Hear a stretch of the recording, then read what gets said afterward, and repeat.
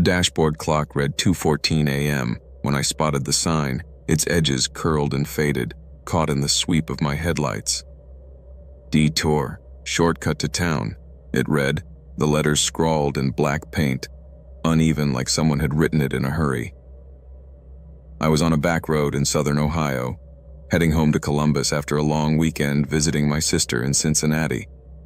The drive was supposed to be straightforward, just a few hours on familiar highways, but a construction closure had forced me onto this winding secondary road, all cracked asphalt and looming trees.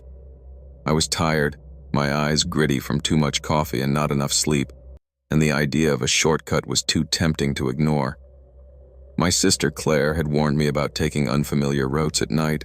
Her paranoia came from years of true crime podcasts, but I brushed it off. I just wanted to get home, crawl into bed, and forget the argument we'd had about my job, my life, my tendency to push people away. The road was narrow from the start, barely wide enough for 2 cars, with gravel shoulders that crunched under the tires.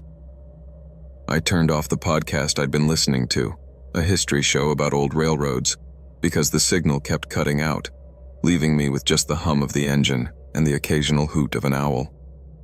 The trees grew denser as I drove, their branches knitting together overhead, blocking out what little moonlight there was. My phone's GPS was useless out here, the screen stuck on a blank map, and the paper map in the glove box was outdated, barely legible in the dim light. I figured the shortcut would lead to a main road soon enough, maybe a gas station where I could reorient myself. About 10 minutes in, the road started to twist, sharp bends that forced me to slow down. The gravel became patchier, replaced by packed dirt in places, and the trees pressed closer, their trunks like silent sentinels in the dark. I could smell damp earth through the cracked window, mixed with the faint tang of motor oil from my old hatchback. I'd been meaning to get it serviced, but my freelance graphic design gigs barely covered rent, let alone car repairs. Claire had offered to help, but I'd snapped at her, too proud to take her money. Now, as the road grew rougher, I regretted not listening to her about a lot of things. Our fight had been about more than just money. She thought I was isolating myself, taking risky jobs to avoid dealing with my problems. Maybe she was right, but out here, that didn't help me. The road kept winding, each turn sharper than the last, and I started to wonder if I'd made a mistake.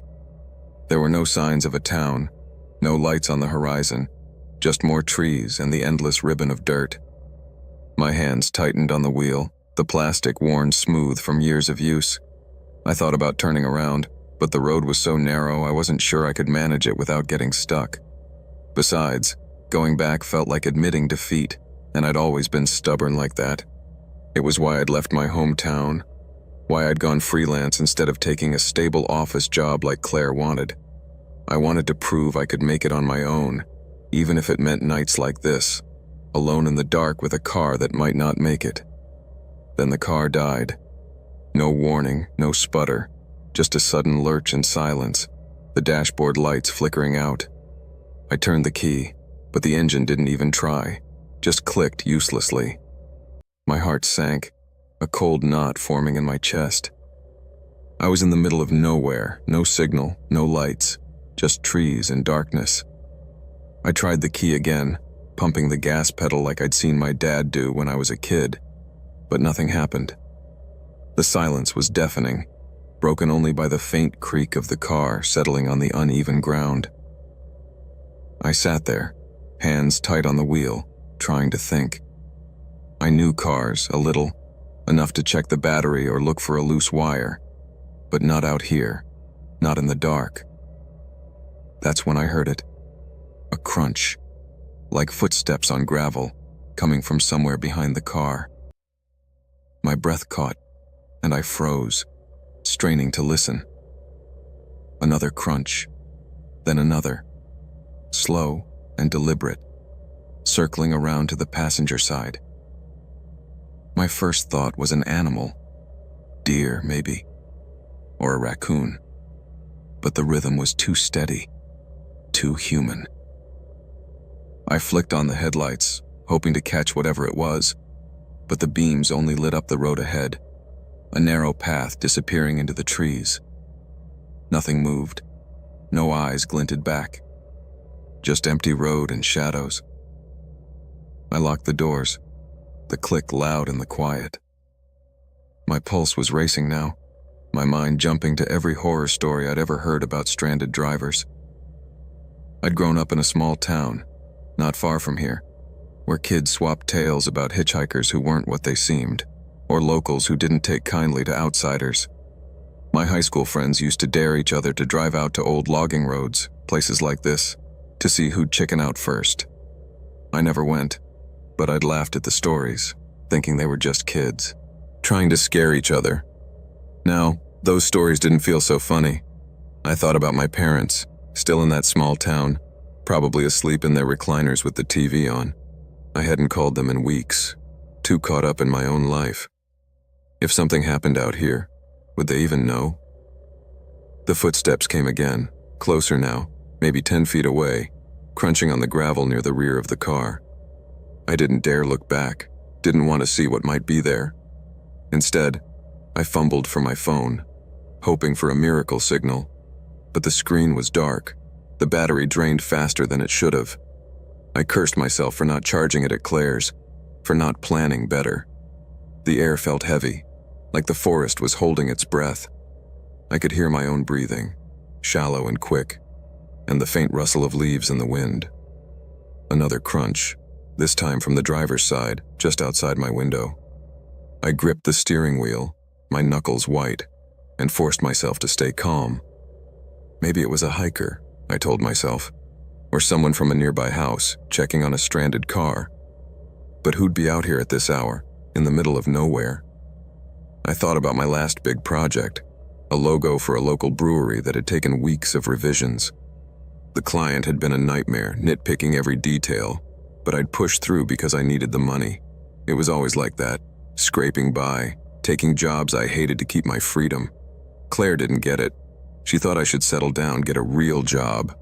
But I loved the work, even when it was hard, even when it meant driving to the middle of nowhere for a gig. Out here, though, that freedom felt like a trap. I was alone, no one knew where I was, and something was circling my car. I turned on the high beams, hoping to scare off whatever was out there. The light cut deeper into the woods, illuminating twisted branches and patches of underbrush, but still no one. The footsteps stopped, and for a moment, I thought I'd imagined them. Then they started again, slower, moving back toward the rear of the car. My mind raced, picturing someone out there, watching, waiting. I thought about the knife in my glove box, a small one I kept for cutting packaging tape on deliveries. It was better than nothing, but the idea of using it made my stomach churn. I wasn't a fighter. I was just a guy who liked to draw, who thought he could handle anything. I tried the engine one more time, turning the key with a desperation I hadn't felt since I was a teenager, stuck in a dead-end job in a dead-end town, promising myself I'd get out. The engine coughed, then caught, roaring to life with a shudder that made me gasp. I didn't wait. I slammed the car into gear and hit the gas, the tires spinning on the gravel before catching.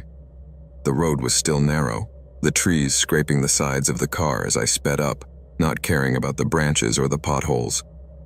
I kept checking the rearview mirror, expecting to see someone, or something, standing in the road, but it was empty, just darkness swallowing the light from my taillights. The footsteps were gone, replaced by the whine of the engine and the thump of my pulse in my ears. I drove faster than I should have, the car rattling with every bump, until the road widened and the trees started to thin. My hands were still shaking, my shirt damp with sweat. I kept thinking about those footsteps, the way they'd circled the car, deliberate and unhurried. Was it someone playing a prank? Some local messing with a stranded driver? Or was it something else? Someone who knew no one would hear me out here? I didn't have answers, and I didn't want them. I just wanted to be anywhere else. After what felt like forever, I saw a sign for the main highway, a proper one this time, with reflective letters and a mile marker. I turned onto it, my breath coming easier as the road smoothed out. A few miles later, I spotted the lights of a 24-hour diner. its neon sign glowing like a lifeline. I pulled into the lot, parking under a streetlight, and just sat there, letting the engine idle. The diner was nearly empty, just a waitress wiping down counters and a trucker nursing a coffee. I thought about going in, asking if anyone else had taken that shortcut, but I didn't. What would I say? That I heard footsteps and got scared? It sounded ridiculous in the light of the diner's neon sign. I checked the car later, when the sun was up and I was safely back in Columbus. The battery was fine, the engine too.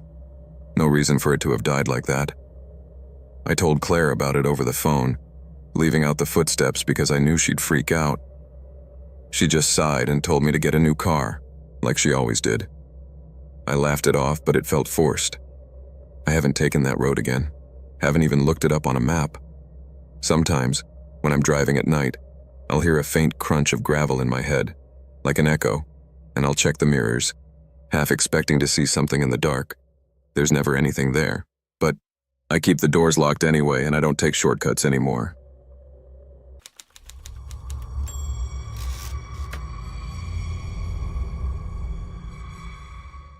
Midnight had come and gone, the dashboard clock glowing 12:03 a.m. as I gripped the steering wheel, my knuckles pale against the dark plastic. I was driving home from a double shift at St. Mary's Hospital in rural Virginia, my scrubs still clinging to my skin, damp with the sweat of a 16-hour day. The country road, County 17, a 2-lane stretch of asphalt I'd driven 100 times, was quiet, its edges swallowed by dense forest. My eyes burned from staring at patient charts and monitors, my body aching from running between rooms during a chaotic night in the ER. All I wanted was to get to my apartment, microwave a frozen dinner, and collapse onto the couch. But then came the thud, sharp and jarring, followed by the telltale wobble of a flat tire. My heart sank as I eased the car onto the gravel shoulder, the tires crunching under a flickering streetlight that cast long, jagged shadows into the trees. I sat there for a moment, engine idling, trying to steady my breathing. I knew how to change a tire. My dad had taught me years ago, back when I was a teenager in Roanoke, insisting I learn the basics before I could borrow his truck. He'd been a mechanic, always tinkering in the garage, and he'd made sure I could handle myself on the road. But knowing how didn't make the task any less daunting out here, alone, with the forest looming like a wall of black.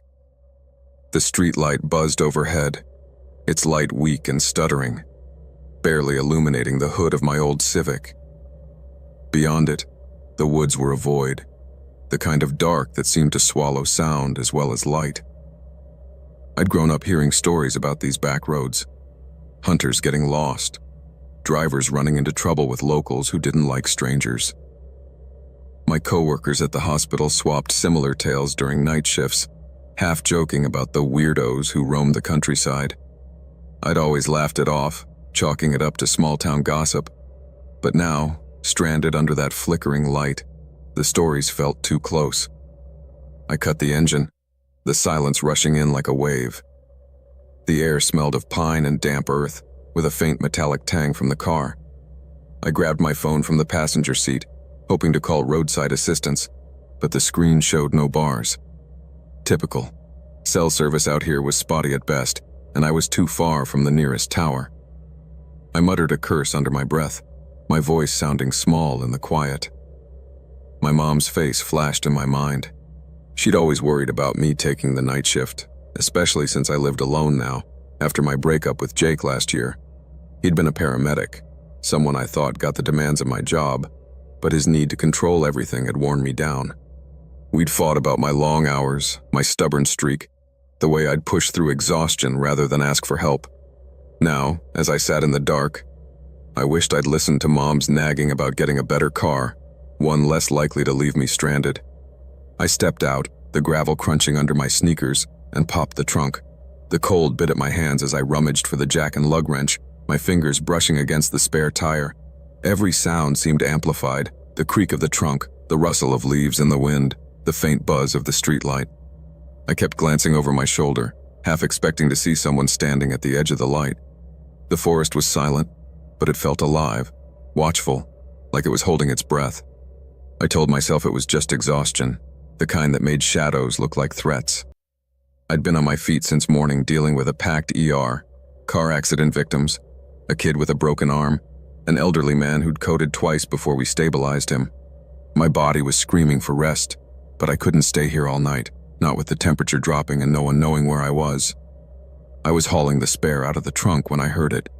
A creak, sharp and distinct, like someone stepping on a branch in the woods. I froze, the tire thumping against the ground, my heart slamming against my ribs. I stared into the trees, the streetlights' glow barely reaching their edges. Nothing moved, no glint of eyes or flicker of motion. Just darkness, thick and heavy. I waited, holding my breath, listening for another sound, but all I heard was the wind, low and mournful through the pines. I told myself it was an animal. A deer, maybe, or a fox. This was Virginia, not some horror movie set. But my hands were shaking as I knelt by the front wheel, the lug wrench cold and heavy in my grip. I'd always been practical, the one who stayed calm when patients panicked, but out here, that calm was fraying. I started loosening the nuts, the metal groaning with each turn. My arms ached, my scrubs sticking to my back despite the chill. I kept my eyes on the wheel, but my ears were tuned to the forest, waiting for another creak. I thought about my patients, the ones I'd left behind tonight. The kid with the broken arm had cried when I adjusted his IV, his mom whispering, thanks through her own tears. It was moments like that that kept me going, even when the job drained me. I'd wanted to be a nurse since I was a kid, watching my aunt work in a clinic, her calm under pressure like a superpower. She'd passed away when I was in college, but I still carried her old stethoscope in my bag, a reminder of why I'd chosen this path. But out here, that purpose felt distant, replaced by a gnawing unease that made every shadow seem alive.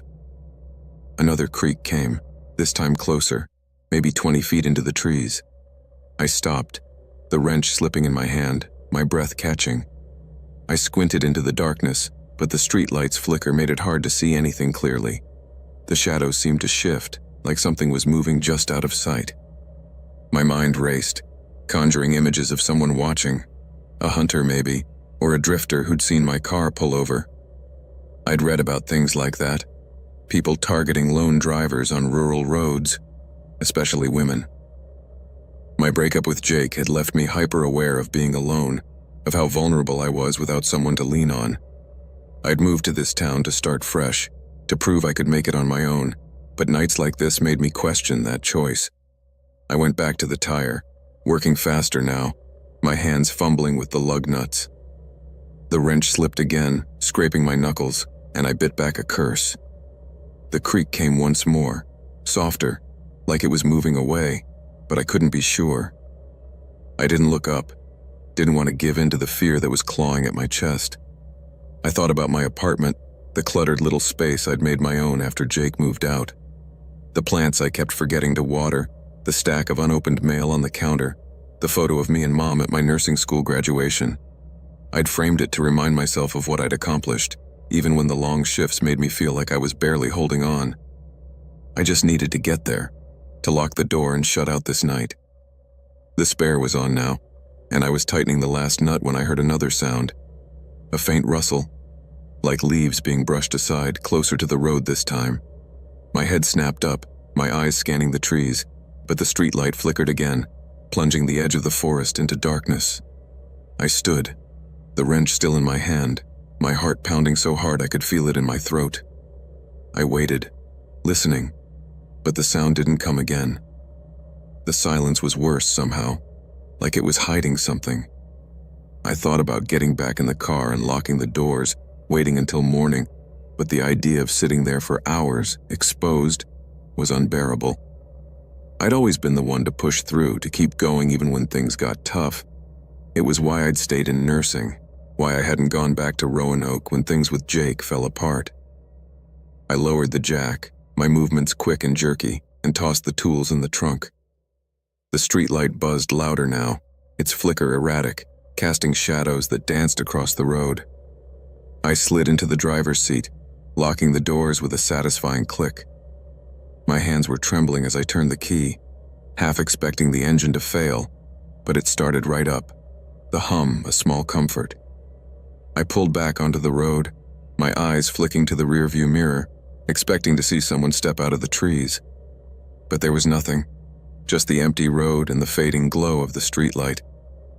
The drive home was quiet, the forest giving way to open fields, and then the outskirts of town. I kept checking the mirrors, my hands tight on the wheel, but no one followed. When I reached my apartment, I parked under the brightest streetlight in the lot, my heart still racing. I sat there for a minute, listening to the tick of the cooling engine, half expecting to hear that creak again. I didn't. The night was still, the town asleep. I grabbed my bag and hurried inside, locking the door behind me, checking it twice just to be sure. The next day, I took the car to a mechanic, expecting to hear about a nail or a shard of glass in the tire. He found nothing, just a clean puncture, like something sharp had been driven into it. I didn't mention the sounds in the woods, didn't want to sound crazy. I went back to work, back to the grind of the ER, but I started taking the longer route home, the one with more lights and traffic. I told a coworker about the flat, leaving out the creaks, and she just nodded, saying these roads could be spooky at night. Sometimes, when I'm lying in bed, I'll hear a faint creak, like branches snapping, and I'll check the locks one more time. It's probably just the apartment settling or the wind outside, but I keep the curtains drawn anyway, and I don't drive County 17 after dark anymore.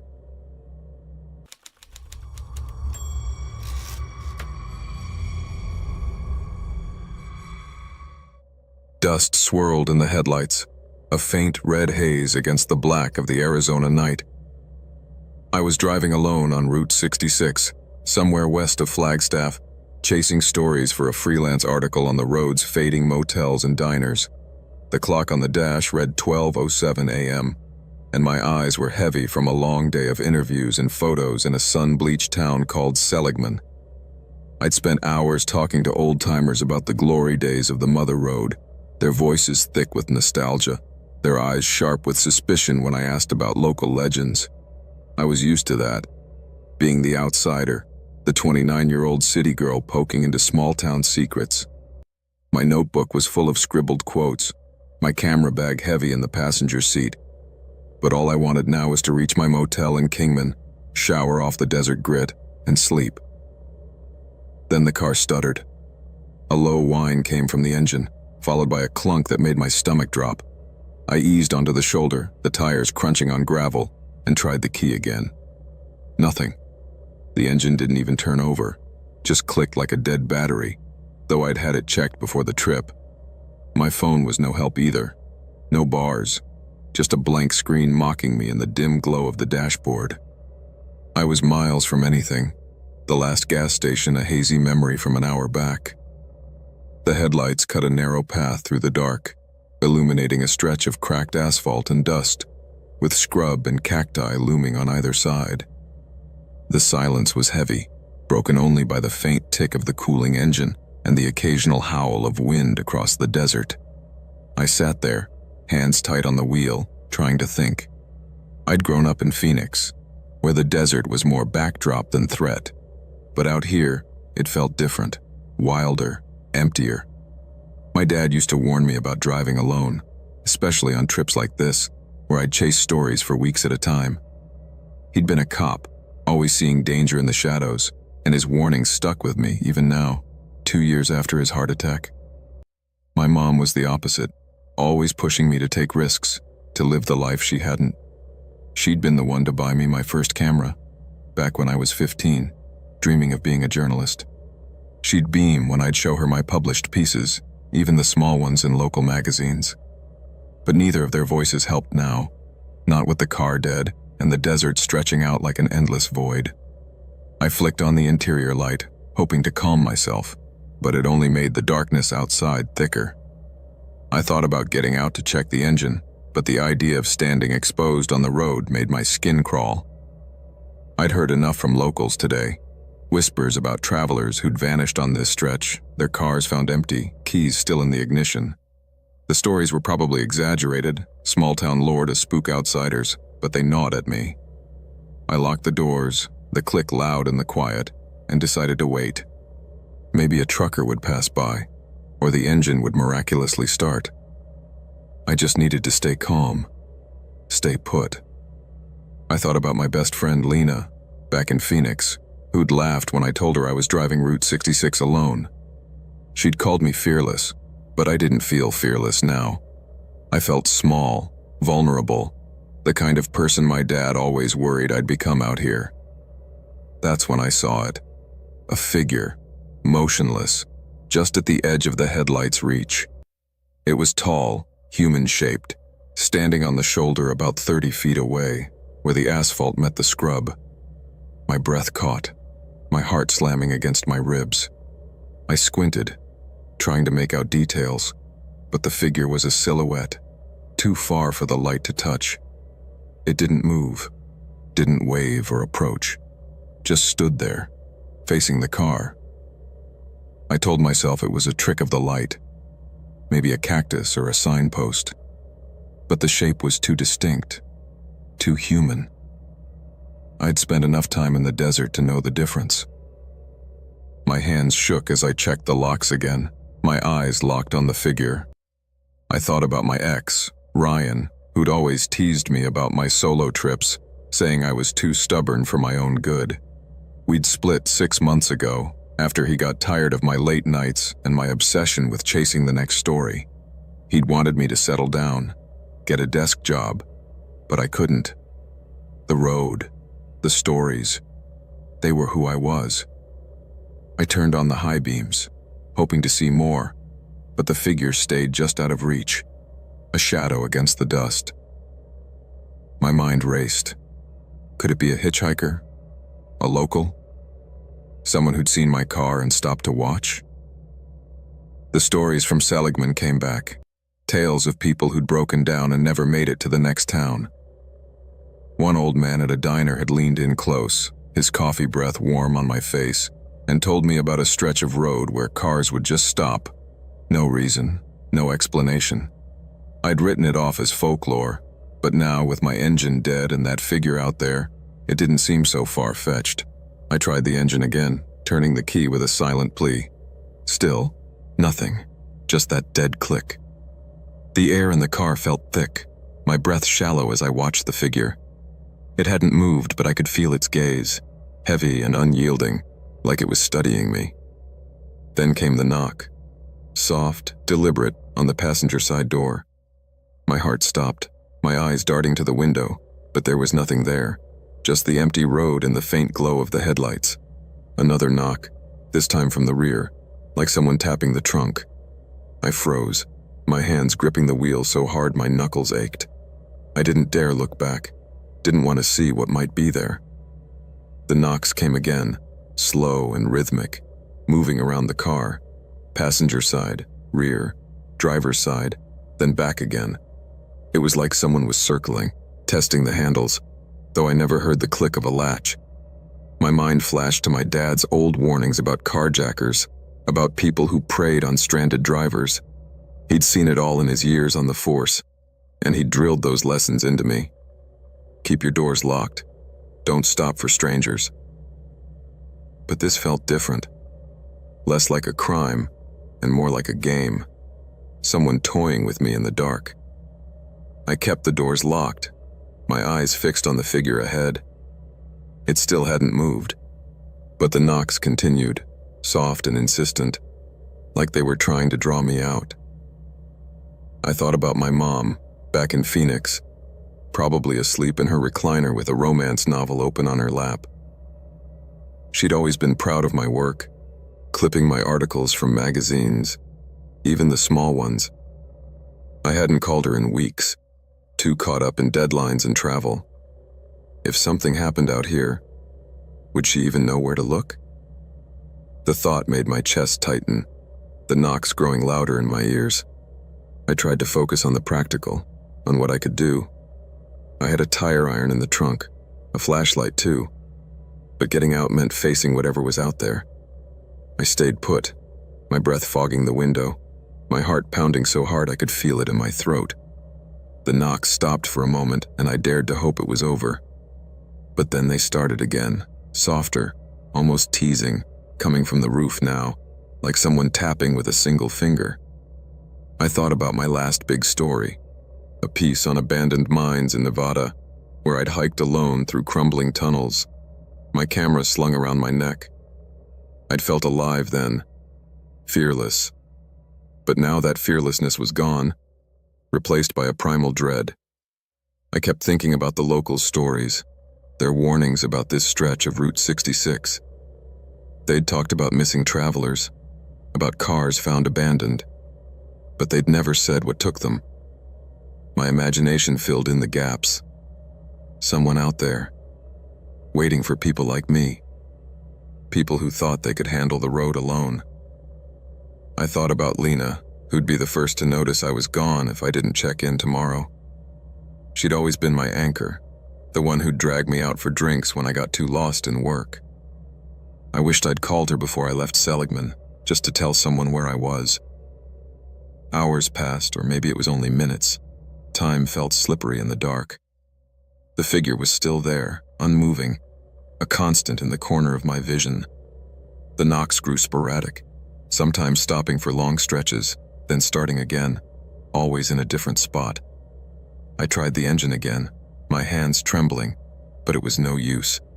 I thought about running, but to where? The desert stretched for miles, and the figure was blocking the road ahead. I stayed put, my breath fogging the window, my heart pounding. I kept replaying the day, the faces of the people I'd interviewed, a waitress with a tired smile, an old mechanic who'd talked about the road like it was alive.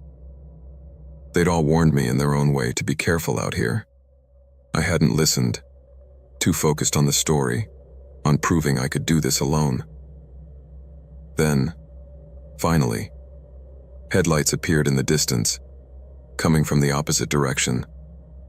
A truck, its engine a low rumble, slowed as it approached. I watched the figure, expecting it to vanish, and it did. Just as the truck's lights swept over the spot, the silhouette was gone, like it had never been there. My chest loosened, but only slightly. The truck pulled over, its driver a heavy-set man in a flannel shirt, his face weathered under a baseball cap. He called out, asking if I needed help, his voice gruff but kind. I hesitated, then unlocked the door, my hand hovering over the latch. I told him my car wouldn't start, and he offered to take a look. As he poked around under the hood, he mentioned that this stretch of road was bad news, that locals avoided it after dark. People had gone missing, he said, their cars found empty, no trace of where they'd gone. He didn't elaborate, just shook his head and kept working. I didn't tell him about the figure or the knocks, didn't want to sound like I'd lost it. He got the engine going, a loose battery cable, he said, though I could have sworn I'd checked it before the trip. I thanked him, my voice shaky, and he just nodded, telling me to stick to the main roads from now on. I drove off, my eyes flicking to the rearview mirror, half expecting to see the figure again. The road stayed empty, the truck's taillights fading behind me.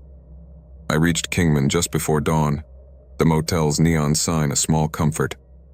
I checked into my room, locked the door, and sat on the bed, staring at the wall. I didn't sleep, just kept replaying the night, the figure, the knocks, the way the desert had felt alive, watching. The next day, I drove to a mechanic in town. He confirmed the battery cable had been loose, nothing else wrong. I didn't mention the figure or the knocks, didn't want to sound unhinged. I finished my article, sent it to the editor, and moved on to the next assignment. I told Lena about the breakdown over coffee a week later, leaving out the figure because I wasn't sure what I'd seen. She laughed, called me crazy for driving those roads alone, but her eyes were serious. I kept working, kept traveling, but I avoid that stretch of Route 66 now. When I'm on the road at night, I keep my eyes on the edges, where the headlights don't quite reach. I tell myself it was just exhaustion, a trick of the light, maybe a local messing with me. But when I close my eyes, I can still hear those knocks, soft and deliberate, echoing in the dark. Sometimes, when I'm editing photos from that trip, I'll zoom in on the backgrounds, looking for something I can't quite name, but there's never anything there. Just the desert, vast and silent, waiting.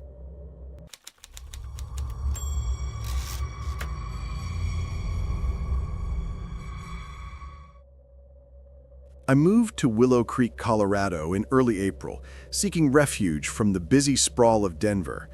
Willow Creek barely even qualified as a town.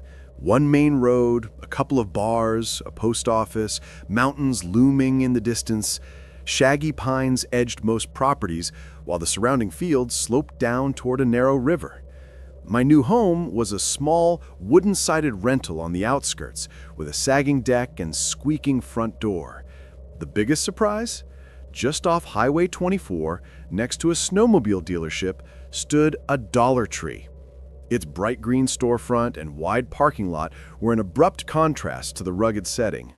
Locals flocked there, since the nearest big box store was an hour's drive away. For the first few weeks, I went in often to grab household staples at rock-bottom prices. My budget was tight, courtesy of a recent job change, so picking up dish soap, paper towels, and cheap snacks felt like a small victory. The store itself was typical. Aisles of plastic bins, budget-friendly cleaning products, discount canned goods, and a modest food section with items that normally cost more in a regular grocery. A short, gray-haired woman named Luann usually worked the register. She must have been in her late 50s, always wearing a warm smile. She'd chat about the unpredictable mountain weather or mention the local high school sports. Over time, we got friendly enough that she'd wave me over if one of her lines was free and ask how I was settling in. When I admitted that I hadn't explored much beyond Willow Creek's immediate trails, she said, "Make sure to check out Beaver Ridge. It's got the best views, if you don't mind the climb." Things took a more unsettling turn about a month into my new routine. One day, as I was in the aisle for toiletries, comparing toothpaste brands, I felt a distinct stare. You know that prickling sensation at the back of your neck, like eyes drilling into you? I turned, expecting a fellow shopper. Instead, I caught a glimpse of a tall man in an employee vest, half hidden around the corner of an end cap. He disappeared the instant we made eye contact. At the register, I asked Luann if they'd hired more help. She hesitated. "We just got a new stock guy named Everett, but he's real quiet. Works weird hours, too." Probably him. Then, after ringing up my items, she lowered her voice. "Don't mind him too much. He's a bit off." She left it at that. Normally, I don't judge folks on secondhand opinions. Small towns can swirl with rumors. But every time I set foot in that Dollar Tree afterward, Everett's presence felt inescapable. Whether I was looking at dishcloths or scanning off-brand cereal, I'd catch him at the edge of my line of sight. He never spoke, never asked if I needed help. He'd linger behind a display of cleaning sprays or stand stock still in front of the storage bins when I headed his way. That piercing look made my skin crawl. One evening, I popped in just minutes before closing to grab something quick for dinner, canned soup and crackers. Under the store's fluorescent hum, I felt oddly alone. Even Luann seemed hurried, wanting to lock up. As I rounded the corner to the snack aisle, I found Everett standing there. He was tall, lanky, wearing a baseball cap beneath his Dollar Tree vest. I paused. His eyes snapped to mine, then shifted down to the soup can in my hand. Neither of us spoke. The silence ballooned until I nodded politely and tried to slip by. He surprised me by stepping aside at the last second, voice barely above a murmur, "Be careful out there." The words sounded less like pleasantry and more like warning. Caught off guard, I just nodded again and rushed to the register. By the time I drove home, my head reeled with questions. Why did his tone feel so ominous? What was there to fear in Willow Creek besides the possibility of a bear rummaging through the trash? That night, after an hour of tossing and turning, I propped myself by the window to watch shadows dance under the porch light. My property backed up to a row of evergreens that led deeper into the forest. The moon cast pale light on the pine needles, and I found the scene oddly comforting, at least for a few moments. Until I noticed the figure, standing halfway behind a tree, tall and thin, wearing what looked like a cap. My pulse thundered in my ears. The porch light was on, so I couldn't see the figure's face, only a silhouette. But something about that posture made me think, Everett? I slid quietly off the windowsill and checked the locks on my front and back doors. For nearly an hour, I crouched in the living room, heart pounding, phone clenched in my hand. No knocks came at the door, no rattling of knobs. Finally, I worked up the courage to peer out again. The figure was gone. Sleep felt nearly impossible. I dozed off around sunrise, waking stiff and anxious. The next day, I confronted the possibility that my eyes had played tricks, shadows shaped by the moonlight, or maybe a wandering neighbor. Regardless, I couldn't shake the dread. I confided in Luann a couple of days later, describing a strange figure near my yard. She paled but forced a smile. Could have been a hiker, she managed. We get folks cutting through. I'm sure Everett was home asleep. Then she changed the subject, pointing me to a new shipment of discount cereals. It felt like she wanted to bury the topic. On my subsequent visits, Everett's watchful presence became more pointed. He'd appear in the aisles behind me, uncomfortably close, always silent. He'd rest boxes at the end of a shelf and pause, studying me. Once, I nearly bumped into him turning a corner. Some plastic containers tumbled from his cart. As I helped pick them up, he muttered, "You shouldn't be here alone," though it was unclear if he meant the store or the entire town. Then, just as quickly, he snatched the containers and walked off before I could question him. It escalated late one afternoon when I caught a flat tire on a back road not far from the store. My phone reception was spotty in the valley. Just as I was about to give up on texting a friend, a pickup rumbled around the bend. To my relief, it pulled over. My relief vanished when Everett's face appeared behind the wheel. He motioned to lower my window. Against my better judgment, I did. "Need help changing that tire?" he asked. No small talk, no smile. I hesitated, but my spare was in the trunk and my roadside assistance had no signal. I swallowed, forced a nod. "If you don't mind." He got out, rummaged in his truck bed for a tire iron. The whole time he barely spoke. I stood awkwardly, hugging my arms against the chilly breeze while he worked. Finally, once the spare was on, he wiped his hands on a rag. "Stay safe," he repeated, voice almost grave. Before I could thank him, he climbed back in his pickup and drove away. The encounter left me queasy with conflicting emotions.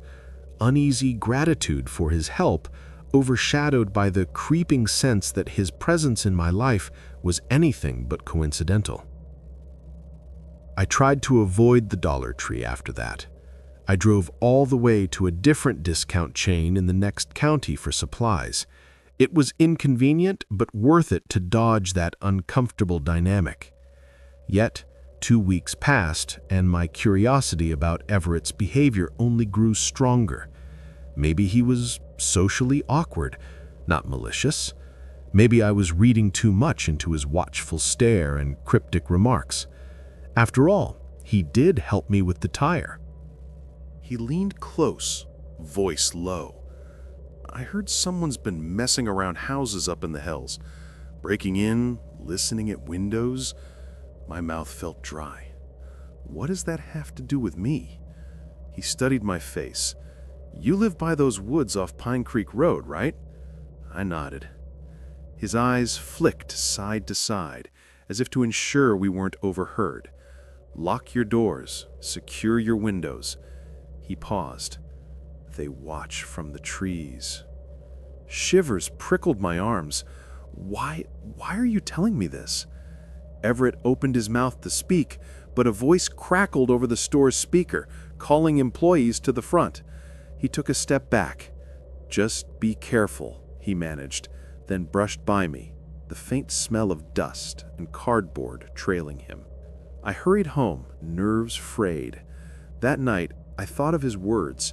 "They watch from the trees." Was he talking about actual thieves or prowlers? Or was it just paranoid chatter? The next morning, local news crackled on my small TV. A house on Pine Creek Road had signs of attempted forced entry. My blood ran cold. The occupant had reported seeing a tall person wearing a baseball cap outside her window. The description didn't confirm if it was Everett or someone else entirely, but it came uncomfortably close to what I'd witnessed. Within days, rumors swirled that break-ins along the wooded roads had been happening sporadically for months, which explained Everett's cryptic warnings. Suddenly, his intense watching might have been concern or suspicion. Maybe he believed I was the culprit, or maybe he was worried for me. Either way, I never found out. He simply vanished from the store, and from Willow Creek as far as I could tell. Luann said he'd quit, left behind a brief note. No one seemed to know where he went. Life continued, and the break-ins ceased a few weeks later, leaving the town with more questions than answers.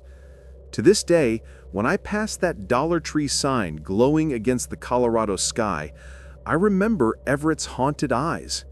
Maybe he was saving me from some danger lurking in the pines, or maybe he'd been the danger all along. I still lock my doors religiously each night, ears tuned to every rustle through the branches, replaying those warnings in my mind.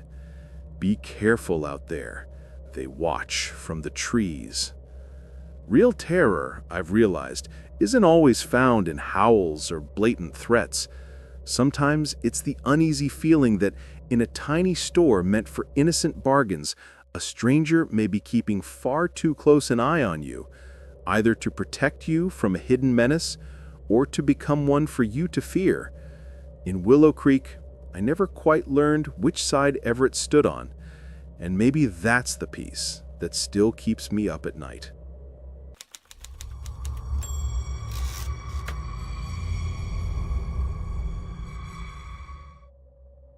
I came to Deerfield, Tennessee in search of cheap land and solitude. I'd had enough of scraping by in Memphis, so when I stumbled on an affordable rental near quiet country roads and open fields, I packed what little I owned and headed east. The house was modest, just 2 small bedrooms, a narrow kitchen, and a half-rotted porch out front, but it suited my budget. Surrounded by swaying oak trees, it stood a good 10-minute drive from Deerfield's lone traffic light. This new life felt peaceful at first. I'd wake early to the sound of crows in the branches and watch the sunrise glint off patches of dew. I spent long afternoons fixing up the porch, sealing cracks in the siding, anything to keep busy. The only problem was that Deerfield had almost no stores.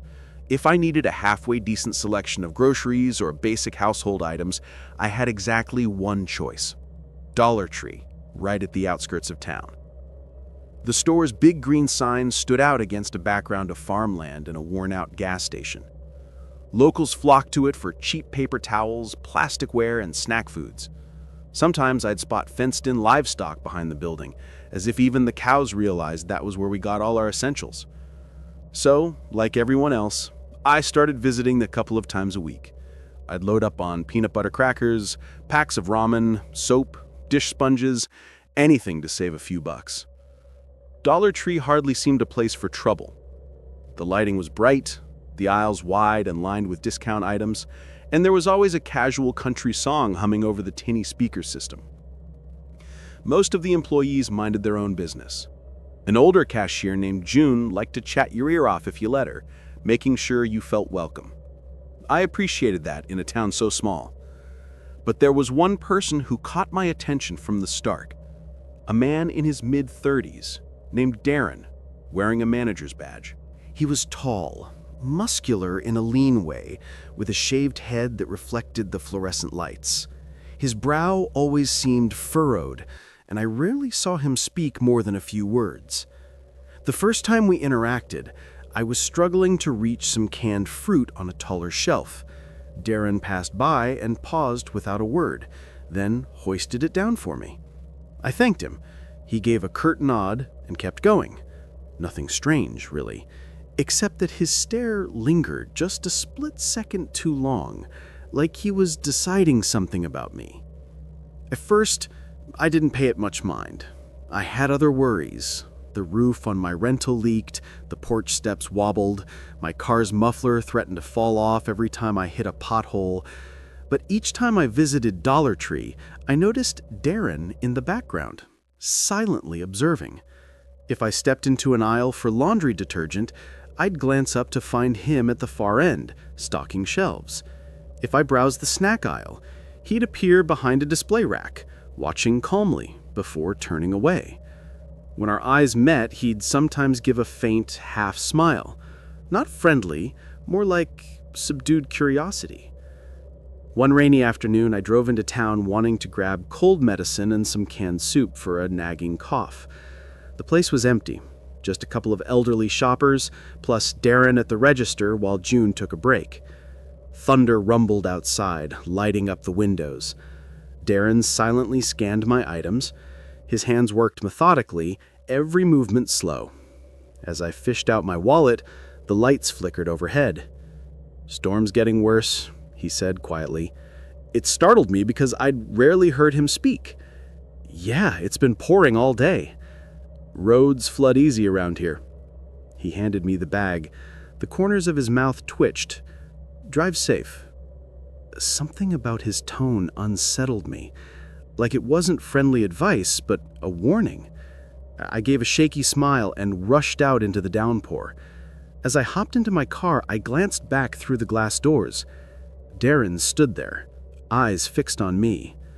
I half expected him to follow, but he stayed put. That evening, the rain hammered my roof.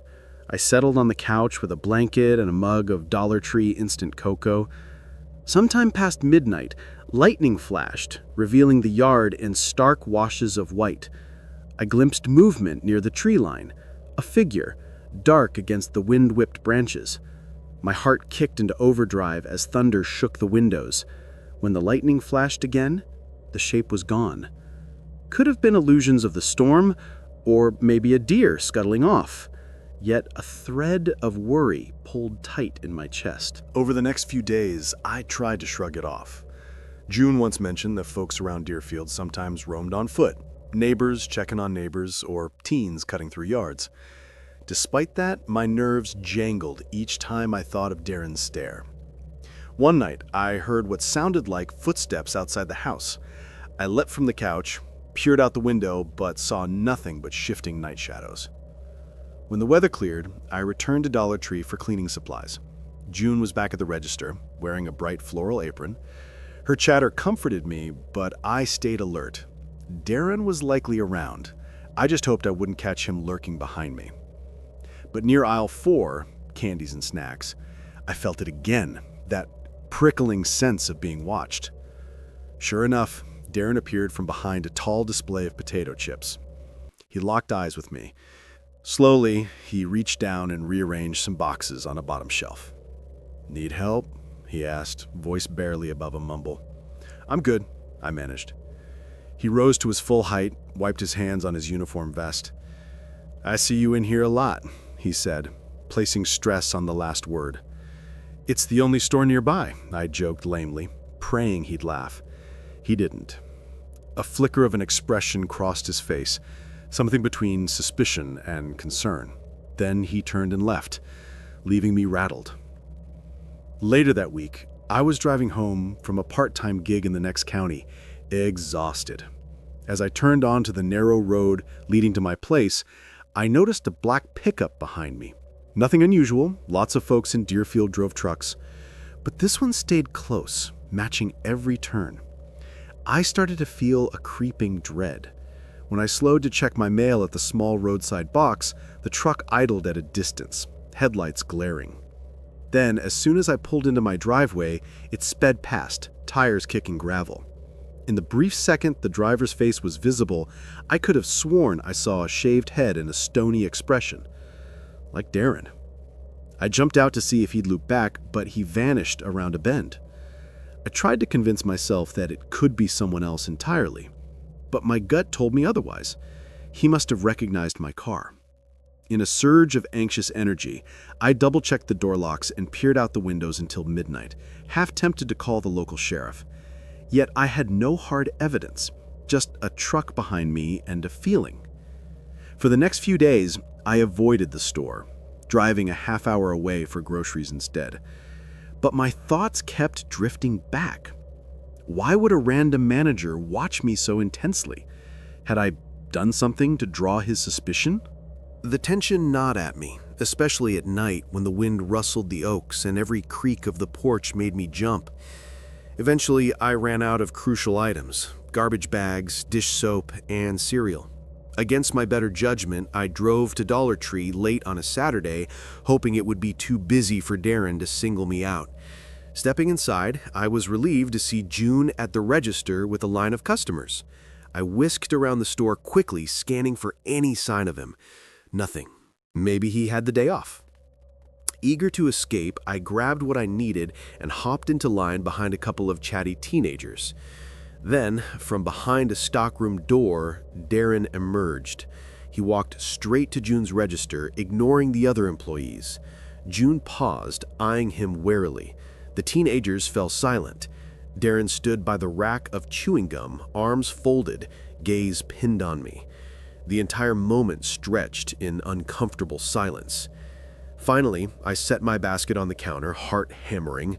June rung up my items, but her cheerful banter was gone. She barely looked at me, as if frightened to speak. Darren didn't move. After I paid, I mumbled a quick thanks and hurried past him toward the sliding glass doors. Outside, the sky glowed with evening light. My relief was short-lived. I spotted that same black pickup parked toward the back of the lot, engine running. My mind screamed, "Don't go there alone." But my car was in the opposite direction, near a flickering lamppost. With my shopping bag gripped tight, I made a brisk walk, eyes glued to the truck. Just then, the headlights flared as if to say, "I see you." I forced myself not to run. My hands shook as I unlocked my car door, half expecting Darren to appear at my shoulder. As soon as I slid behind the wheel, I locked the doors. The pickup didn't move. I started my engine, breath catching in my throat, then reversed out of my spot. Not until I turned onto the highway did I glance into the rearview mirror.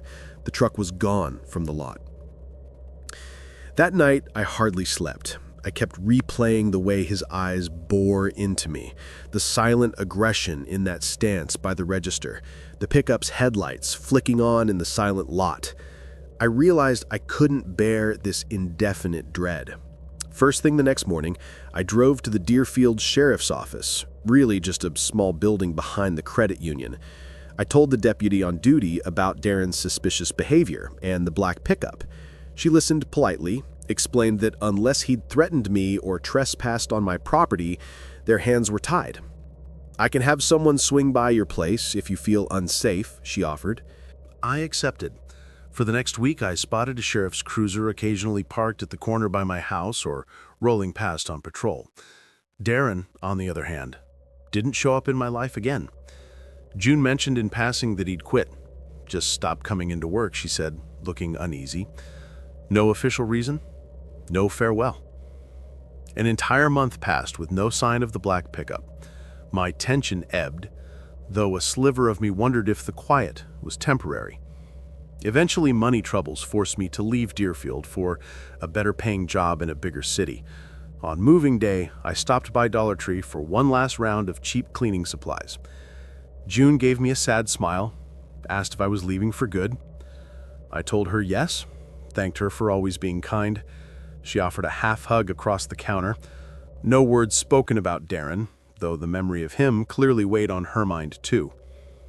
I never learned what had driven his obsessions, why he locked on to me, or why he vanished.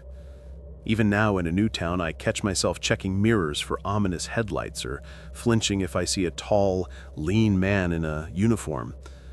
It's strange how a simple place like Dollar Tree, designed for family bargains and friendly service, could become the stage for a quiet, creeping terror that seeped into my everyday life. Looking back, I doubt I'll ever view those neon aisles with the same casual ease, because once you've been watched, really watched, by someone who never quite shows their intentions, no store is truly just a store anymore. It's a series of corners and hidden vantage points, a place where ordinary transactions might mask unsettling motives.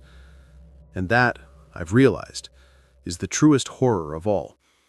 The sudden knowledge that menace can thrive in the most mundane spaces, leaving you to wonder if it might resurface the next time you simply need paper towels or a can of soup.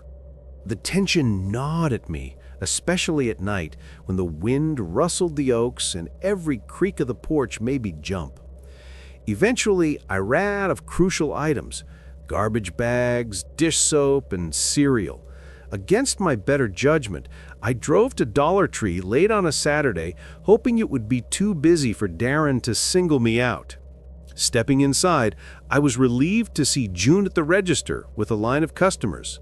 I whisked around the store quickly, scanning for any sign of him. Nothing. Maybe he had the day off. Eager to escape, I grabbed what I needed and hopped into line behind a couple of chatty teenagers. Then, from behind a stockroom door, Darren emerged. He walked straight to June's register, ignoring the other employees.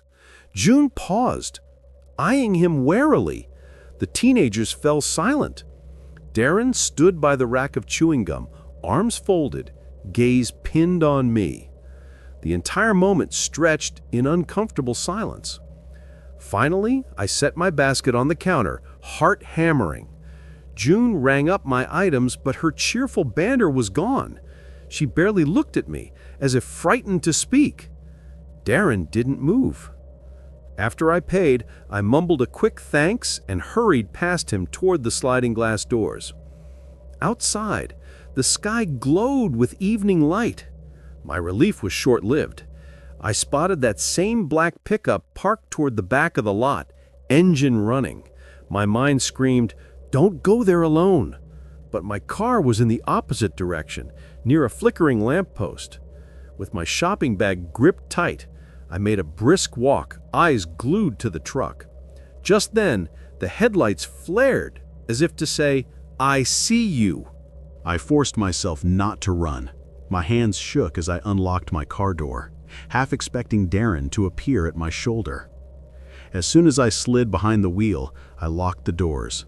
The pickup didn't move. I started my engine, breath catching in my throat, then reversed out of my spot. Not until I turned onto the highway did I glance into the rearview mirror. The truck was gone from the lot. That night, I hardly slept. I kept replaying the way his eyes bore into me, the silent aggression in that stance by the register, the pickup's headlights flicking on in the silent lot. I realized I couldn't bear this indefinite dread. First thing the next morning, I drove to the Deerfield Sheriff's Office, really just a small building behind the credit union. I told the deputy on duty about Darren's suspicious behavior in the black pickup. She listened politely, explained that unless he'd threatened me or trespassed on my property, their hands were tied. "I can have someone swing by your place if you feel unsafe," she offered. I accepted. For the next week, I spotted a sheriff's cruiser occasionally parked at the corner by my house or rolling past on patrol. Darren, on the other hand, didn't show up in my life again. June mentioned in passing that he'd quit. "Just stopped coming into work," she said, looking uneasy. No official reason, no farewell. An entire month passed with no sign of the black pickup. My tension ebbed, though a sliver of me wondered if the quiet was temporary. Eventually, money troubles forced me to leave Deerfield for a better-paying job in a bigger city. On moving day, I stopped by Dollar Tree for one last round of cheap cleaning supplies, June gave me a sad smile, asked if I was leaving for good. I told her yes, thanked her for always being kind. She offered a half hug across the counter. No words spoken about Darren, though the memory of him clearly weighed on her mind too. I never learned what had driven his obsessions, why he locked on to me, or why he vanished. Even now, in a new town, I catch myself checking mirrors for ominous headlights or flinching if I see a tall, lean man in a store uniform. It's strange how a simple place like Dollar Tree, designed for family bargains and friendly service, could become the stage for a quiet, creeping terror that seeped into my everyday life. Looking back, I doubt I'll ever view those neon aisles with the same casual ease, because once you've been watched, really watched, by someone who never quite shows their intentions, no store is truly just a store anymore. It's a series of corners and hidden vantage points, a place where ordinary transactions might mask unsettling motives. And that, I've realized, is the truest horror of all. The sudden knowledge that menace can thrive in the most mundane spaces, leaving you to wonder if it might resurface the next time you simply need paper towels or a can of soup.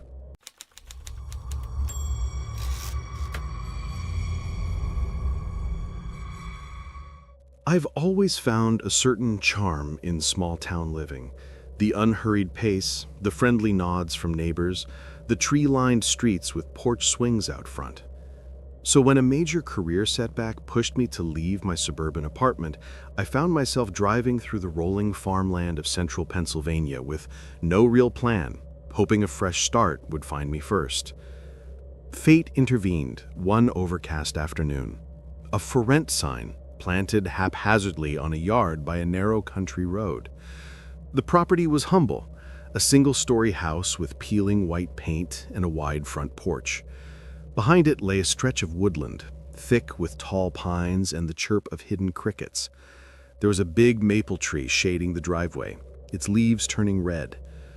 The monthly rent was ridiculously cheap, likely because it stood a good 12 miles from the nearest highway. That distance didn't bother me. In fact, I was itching for solitude. After a quick call to the landlord, I signed a short-term lease and moved in that same week, unloading my few possessions into the small living room and empty bedroom. Life settled into a low-key rhythm. I'd get up early, brew a pot of coffee, and watch the local news channel. Grainy reception, but enough to catch the weather forecast. Afternoons were spent job hunting online and doing small projects around the house.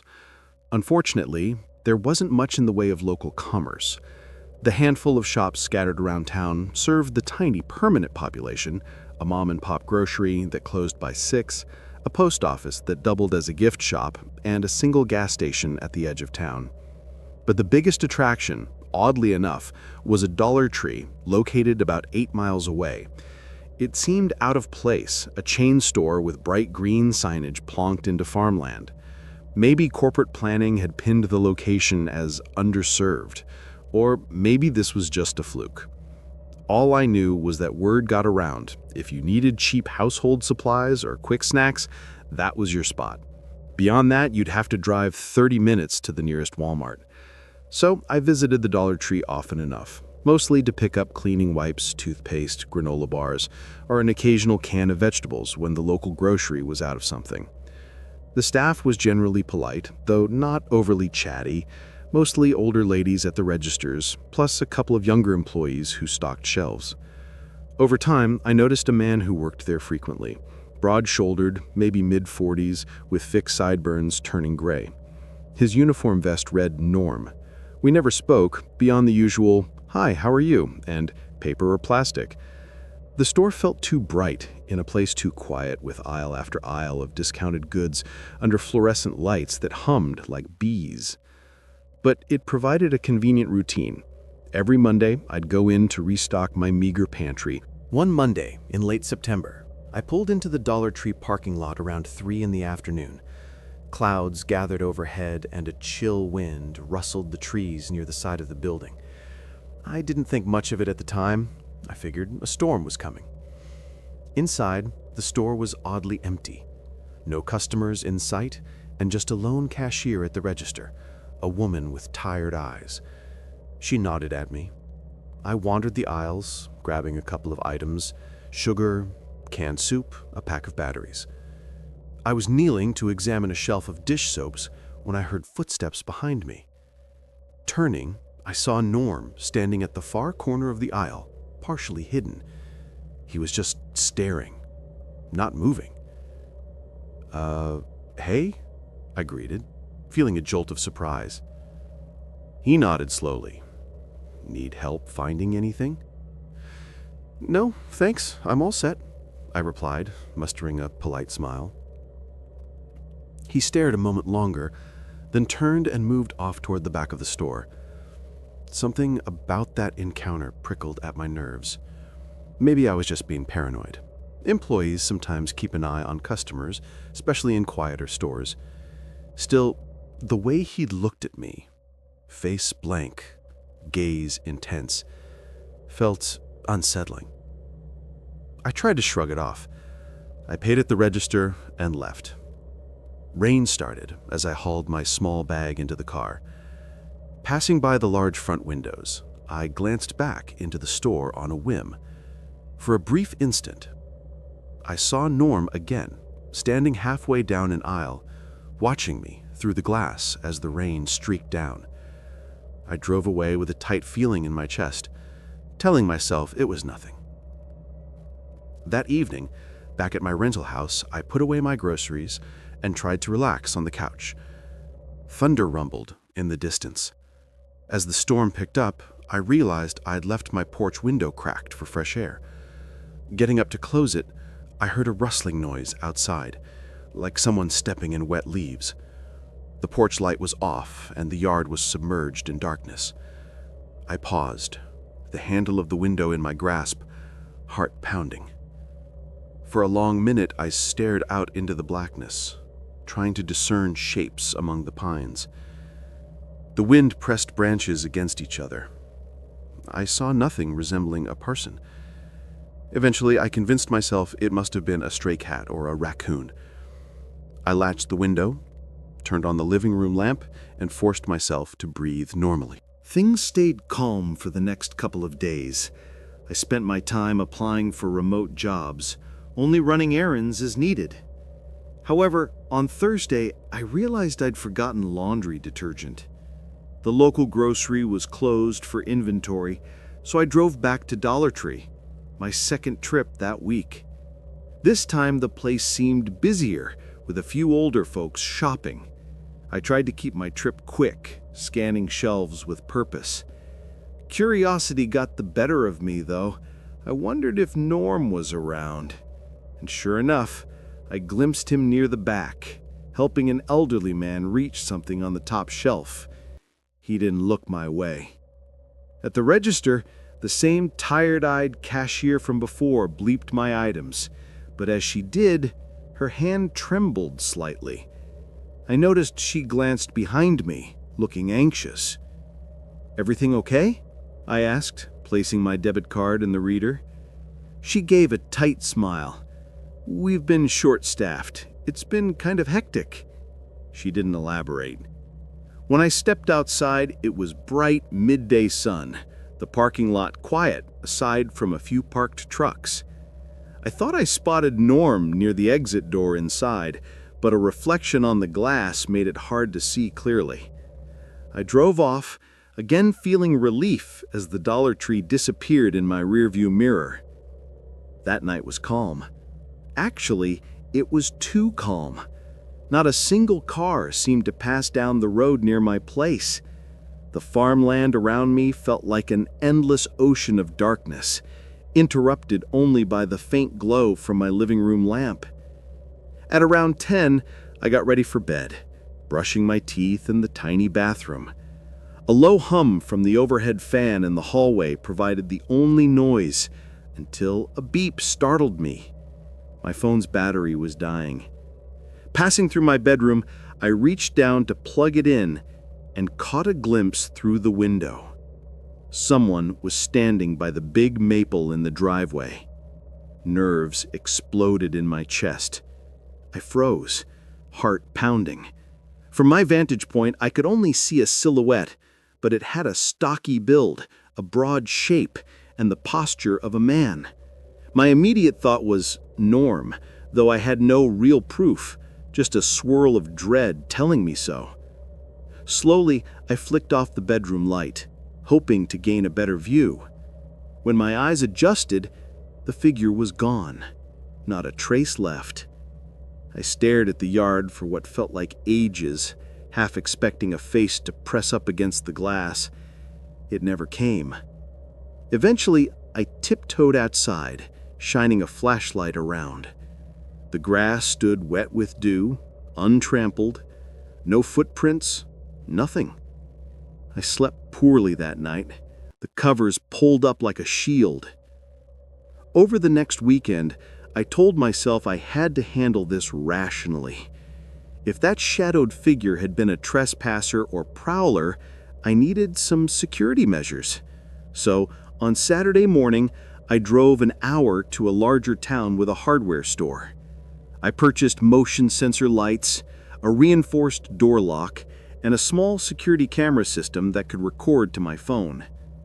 Installing them took most of the day, leaving me sweaty and anxious. But the newly placed camera pointed at the driveway gave me some comfort. If anyone approached that maple tree again, I'd know who it was. That evening, feeling a little calmer, I made a simple dinner and watched a baseball game on my fuzzy TV. In the top of the 7th inning, my phone buzzed with a notification from the new security system. My stomach clenched. Opening the app, I saw a live feed from the driveway. The motion sensor had activated, but the image was partly obscured by branches swaying in the wind. No distinct person, though, just a few dancing shadows. I clicked the screen off, exhaling. Maybe it was a false alert. I powered the phone's volume up in case it happened again. The next day, Sunday, I decided to treat myself to a quiet morning. I woke early, took a short jog by the farmland, then hopped into my car to head for the diner in the next town. As I pulled out onto the main road, I realized my gas was getting low. I made a quick detour to the station near the Dollar Tree. While fueling up, I stretched my legs and glanced across the lot. There it stood, that familiar green sign. The place looked closed this early, so I was surprised to see a lone car parked near the side, a somewhat beat-up sedan. Could have been an employee arriving for an early shift or doing inventory. But something about it made me uneasy. Was Norm inside, alone, stocking shelves in those flickering fluorescent aisles? I shook off the thought, finished pumping gas, and drove away, pushing the mental image out of my mind. On Monday, routine returned. I needed groceries again, so I stopped at the local store first. As luck would have it, they were out of a bunch of basics. Frustrated and a bit pressed for time, I resigned myself to going back to the Dollar Tree. The afternoon sunlight was bright. People bustled in and out of the store, which somewhat reassured me. It wasn't empty. I entered, grabbed a green basket, and navigated the aisles for soup, crackers, maybe some cheap dish towels. Halfway down the snack aisle, I spotted Norm's broad shoulders turning the corner up ahead. My pulse quickened. I considered ditching my basket and leaving, but logic told me that was ridiculous. I had as much right to shop here as anyone. Besides, the store was humming with chatter. He couldn't exactly corner me. Summoning composure, I continued picking items. I made it to the register where a new, younger cashier scanned my goods. But as she did, her eyes drifted over my shoulder. A silent fear flickered across her face. I glanced behind me. At the far end of the next aisle, Norm stood, still as stone, staring directly at us. The cashier's hand shook and she fumbled with my items. I felt a wave of dread. Something was very wrong. I signed my receipt, grabbed my bag, and left. In the parking lot, I hurried to my car feeling paranoid. The moment I got inside and locked the doors, I looked back at the store. Norm was now standing near the big glass windows, arms folded, expression grim. Another employee approached him, gesturing as if to ask what was going on. I started my engine and drove off, heart hammering. I told myself I should mention something to the manager or maybe even call the store's corporate line, but I didn't want to cause a scene or become the subject of small-town rumors. Instead, I rushed home, locked up, and spent the evening double-checking my newly installed camera feed. A sense of unease took root in me. Perhaps I should have left it alone. At midnight, I woke to the security alert ping on my phone. Fumbling in the dark, I saw the camera had triggered again. Pulling up the feed, I couldn't see anyone. Just the branches stirring slightly, the driveway empty. Maybe my sensitivity was dialed too high. I told myself to relax. No shape or figure, no movement. The alert must have been a fluke. Still, sleep eluded me afterward. I tossed and turned, replaying every run-in with Norm in my mind. Why would an ordinary store employee fixate on me like that? Early the next morning, I phoned the landlord, Mr. Murphy, an older man who lived an hour away. I asked if he'd had any break-in problems or suspicious activity before. He just laughed, brushing me off. Out there in the boonies, folks keep to themselves. Don't worry so much. Not exactly the reassurance I craved. Days crawled. Each time I drove past the Dollar Tree, I felt my stomach twist. I'd glimpse customers in the aisles or a bored cashier behind the counter. Never Norm. Until the next time I went inside, when he'd inevitably be there, stocking shelves or talking to a coworker, always with that unsettling stare. A few times I caught him outside on smoke breaks, glancing at my car. He never spoke, just watched as I walked in or out, arms crossed like he was calculating something. One late afternoon, I was in aisle 5, no one else around, checking cheap plastic containers. As I slid one off the shelf, I realized Norm was standing a few feet behind me. I nearly dropped the container from fright. He spoke first, voice low. "Seen you come in a lot. You don't talk much to the staff." I swallowed. Sorry, I usually just grab what I need and head out." He stared me down. "Got a name?" I hesitated, but decided lying might be worse. "I'm Zach." Norm nodded, repeating my name as if testing how it sounded. Then without another word, he walked back toward the stockroom. My legs trembled. That was the most direct interaction we'd had, and it left me rattled. I paid and headed straight home. That night, I forced myself to watch mindless sitcoms until my eyes ached, hoping for normalcy. Around 10, I shut off the TV and started for bed when the phone notification hit again. Camera triggered. My heart thumped. Pulling it up, I saw a person at the edge of the driveway. The camera's night vision was grainy, but the silhouette was unmistakable. Broad shoulders, likely a man. He moved slowly toward the house, then paused. A second later, the feed glitched, fuzzed out. By the time it refocused, he was gone. My hand shook. I replayed the clip, trying to see a face, but it was too dark. That had to be him, I thought. Norm. I dialed the sheriff's desk. A deputy eventually arrived. We searched the perimeter with flashlights, found no conclusive footprints. The deputy suggested maybe it was a traveler who got lost, or a neighbor walking home from the bar. He took my statement, though I doubted it would go anywhere. For the next few days, I avoided Dollar Tree entirely, driving further to the next town for supplies. The tension in my chest began to ease. Maybe Norm would lose interest. Then on a Wednesday night, as I scrolled for new job postings, I heard a vehicle engine rev outside. I peeked through the curtain to see an older pickup idling at the end of my driveway. It looked green or gray under the street lamp's weak glow. The driver's face was invisible. I switched on my porch light, my heart hammering so hard I felt dizzy. That was enough to scare the truck off. It rolled away into the darkness. At that point, I decided I'd had enough. The next morning, I mustered the courage to visit the Dollar Tree in broad daylight, determined to speak to a manager about Norm's behavior, anonymously if possible. The store was busy, with folks grabbing craft supplies and cleaning products. An older man was in line asking the cashier about holiday decorations. I approached a middle-aged woman wearing a manager badge who was stocking greeting cards. Nervously, I asked, "Could I speak with you in private about one of your employees?" She looked concerned, gesturing for me to follow her toward a corner near the restrooms. When I explained that Norm had been making me uncomfortable, watching me, possibly following me, her face grew pale. Her voice lowered.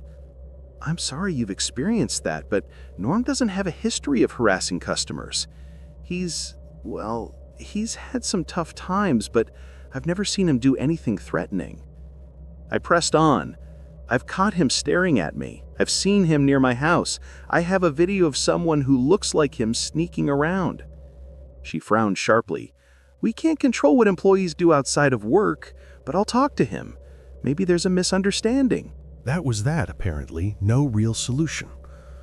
Feeling deflated, I paid for a couple items and left. On my way out, I nearly bumped into Norm, who was pushing a cart of supplies from the stockroom. He paused, towering over me, our eyes locked. A flicker of something crossed his face. Anger, maybe, or frustration. I squeezed by, feeling suffocated by my own fear. For 2 days, nothing happened. Then, on Saturday afternoon, as I tidied up my living room, I heard wheels crunch on the gravel outside. Through the window, I saw a greenish pickup rolling into my driveway, creeping forward until it was right under the maple. A chill ran through my spine. The driver's door opened, and out stepped Norm. He didn't carry any weapon that I could see, but he started walking toward the porch, step by step. I scrambled for my phone to call the sheriff, but something in my mind said I should meet him at the door, not show him fear. With heart pounding, I swung the door open just as he reached the first porch step. "Norm?" I managed, voice trembling. "What do you want?" He looked up at me, brow furrowed. Before I could say another word, he held out a small plastic bag from Dollar Tree. "Thought you might need these," he muttered. I stared, confused. Inside were a few household items, sponges, a pack of batteries, duct tape. My mouth drew dry. Why would I need those?" I asked, stepping back. He hovered on the step, glancing at the bag. "You forgot 'em last time. Saw you leave 'em behind." He lied. My memory was certain I never left items there. I'd never buy duct tape there. "I think you should go," I whispered, fighting the urge to slam the door. A flicker of annoyance crossed his face. "I don't want trouble," he said, voice low, "but I know folks like you. They come to these quiet towns, never saying thanks, never respecting local stores." He paused, took a breath. "We watch out for each other here." We were just a few feet apart. I felt more trapped than ever. "Look," I said, mustering courage, "I'm calling the sheriff if you don't leave now." My phone was in my hand, and I started dialing. Norm pressed his lips tight, eyes flicking from the phone to my face. For a moment, I thought he might lunge at me. My voice shook as I spoke into the phone. "Yes, there's a trespasser outside my house." But before I finished, Norm took a step back. He dropped the Dollar Tree bag on the porch, turned, and marched to his pickup.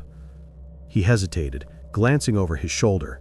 Then he climbed in and drove away, tires churning the gravel in a slow, deliberate crawl.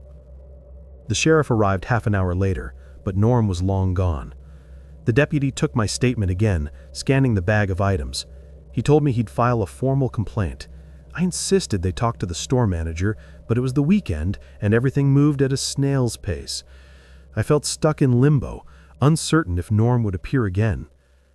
I wish I could say the story ended there, that Norm was fired, or the police escorted him out of town, or I found a new home entirely, but real life doesn't tie things up so neatly. Over the following week, I watched the driveway camera each evening like a hawk. Nights were restless. One time, late on a Wednesday, the camera pinged an alert. No figure appeared in the feed, just shifting shadows. Could have been an animal. Another time, I heard a pickup's engine roar past the house around midnight, but it didn't stop. In the end, I never saw Norm again in person. A few locals speculated that he'd quit or been transferred.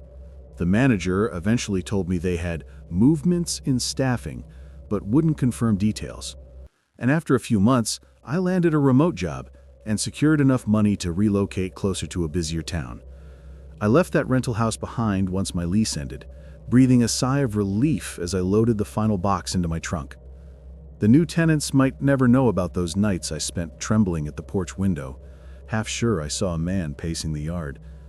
Even now, whenever I pass a Dollar Tree, those green signs perched by the roadside, I can't help feeling my chest tighten. My mind replays the image of Norm's impenetrable stare from the far corner of an aisle, the plastic bag of supplies he left behind, and the echo of his footsteps. I suppose real horror doesn't need ghosts or monsters. Sometimes it's just an ordinary store clerk who crosses invisible boundaries and enters your personal world without invitation, leaving you with the uneasy certainty that, in the most ordinary of places, dread can still find you.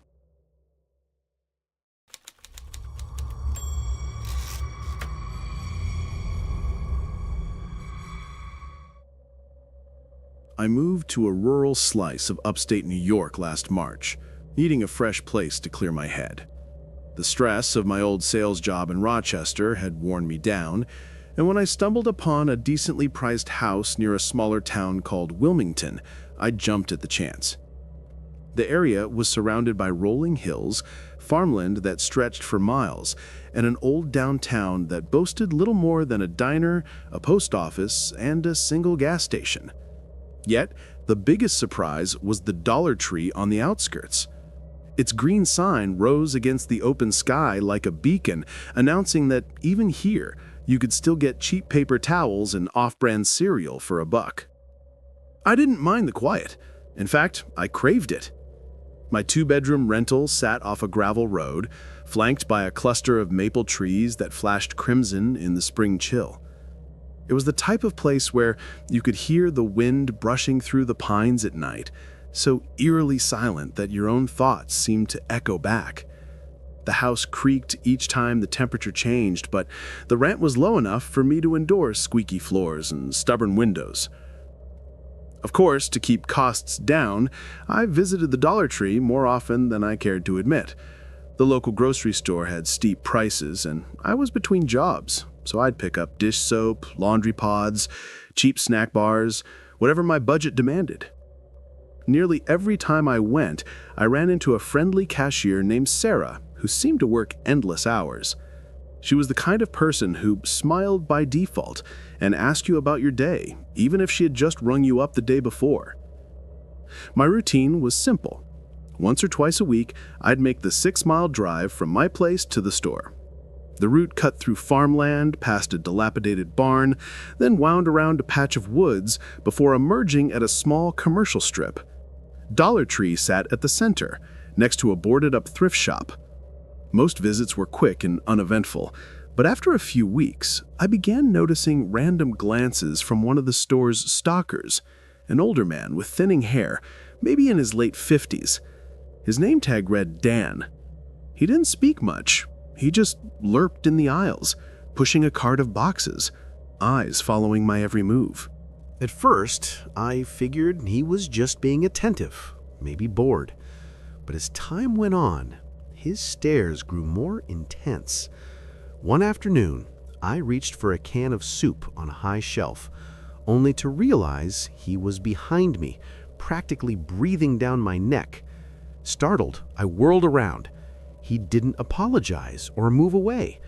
"Excuse me," I murmured. He gave a curt nod, mumbled something under his breath, and walked off. I tried to laugh it off. Small-town folks can be eccentric, I told myself. And it was a public store, after all. He had every right to be there. But the next time I came in, he was back, restocking chips. The moment I entered the aisle, Dan paused, turning that same cold stare on me. My gut twisted with an irrational sense of threat. Maybe I was just oversensitive, fresh from city life where strangers rarely locked eyes. That night, I sat on my front porch, the sky a dusky purple, sipping cheap tea from the store's discount section. Crickets chirped steadily in the yard. A cool breeze stirred the branches overhead. Suddenly, a flutter of movement caught my eye. A shadow, deeper than the rest, shifting by the edge of my property near the mailbox. My heart jumped. It seemed too tall to be a raccoon, too large to be a fox. Setting down my mug, I peered harder through the gloom. I saw nothing else. No sound of footsteps or snapping twigs. Eventually, I chalked it up to a trick of the light and went inside. Over the next days, that sense of being watched didn't leave me. Whenever I walked to the car in the morning, I'd scan the edges of the gravel road. My eyes flicked to the cluster of pines near the back of the yard, or to the half-rusted mailbox at the front, half expecting to see a figure there, but no one appeared. It didn't help that Dan's strange behavior continued each time I visited the store. He never spoke to me directly, but I'd catch him at the end of an aisle, even if I was just grabbing toilet paper or comparing canned vegetable prices. His presence hovered, collecting an awkward tension in a place that should have felt mundane.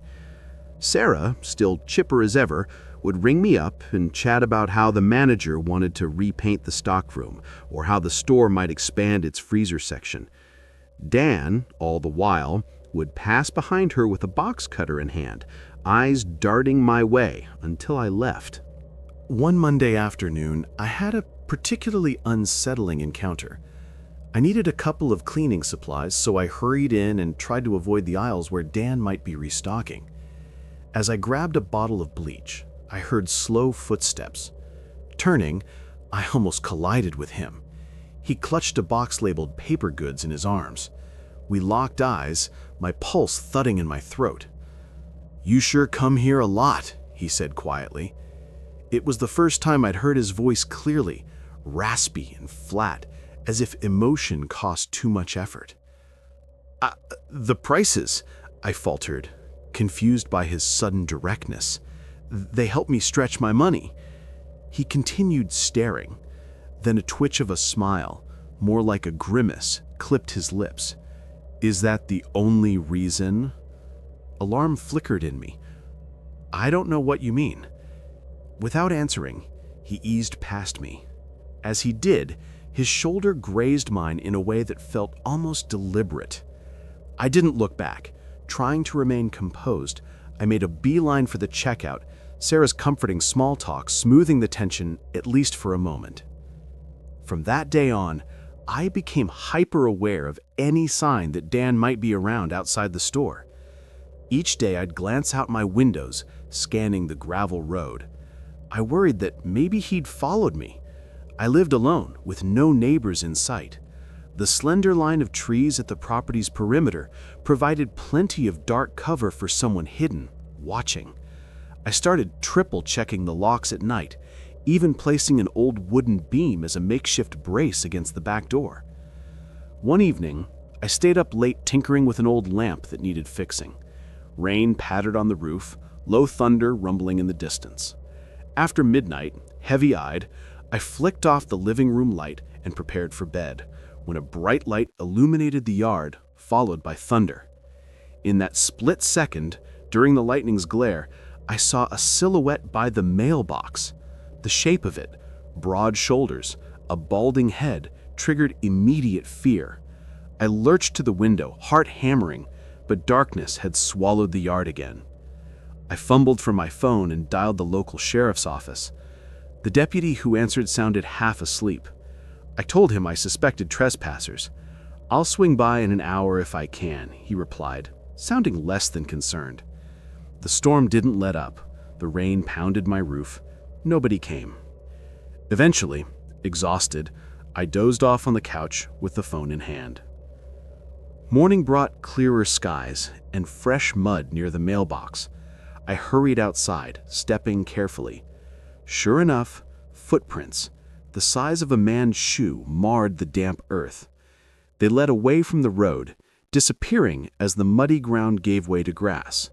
My heart sank. This was no random trick of the light. Someone really had been out there. Determined to get a real answer, I drove straight to the sheriff's station, a small brick building near the only traffic light in town.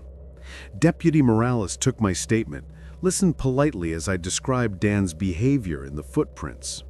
She nodded sympathetically, but reminded me there was no proof it was him. Could have been a traveler, or just a local messing around, she said, but I'll keep my eyes open. That same afternoon, I had to return to the Dollar Tree. The grocery store was out of certain basics. I couldn't seem to escape the place. Anxiety churned in my stomach as I pulled into the lot. My first relief was seeing that Sarah was at the register. I headed in, grabbed what I needed, coffee filters, cotton swabs, a pack of ramen, trying to rush. But near the end of aisle 6, Dan emerged from the stockroom. Our eyes met. In that moment, I recalled the footprints, the silhouette in the storm. My thoughts spun. Could he be capable of more than just staring? I tried to slip past him, but he caught my elbow lightly. My heart pounded. "Listen," he growled under his breath. "You told anyone about me?" I forced a calm tone. "I don't know what you're talking about." He sniffed, glancing around as if to confirm we were alone. His grip loosened, and he muttered, "Stay out of my business."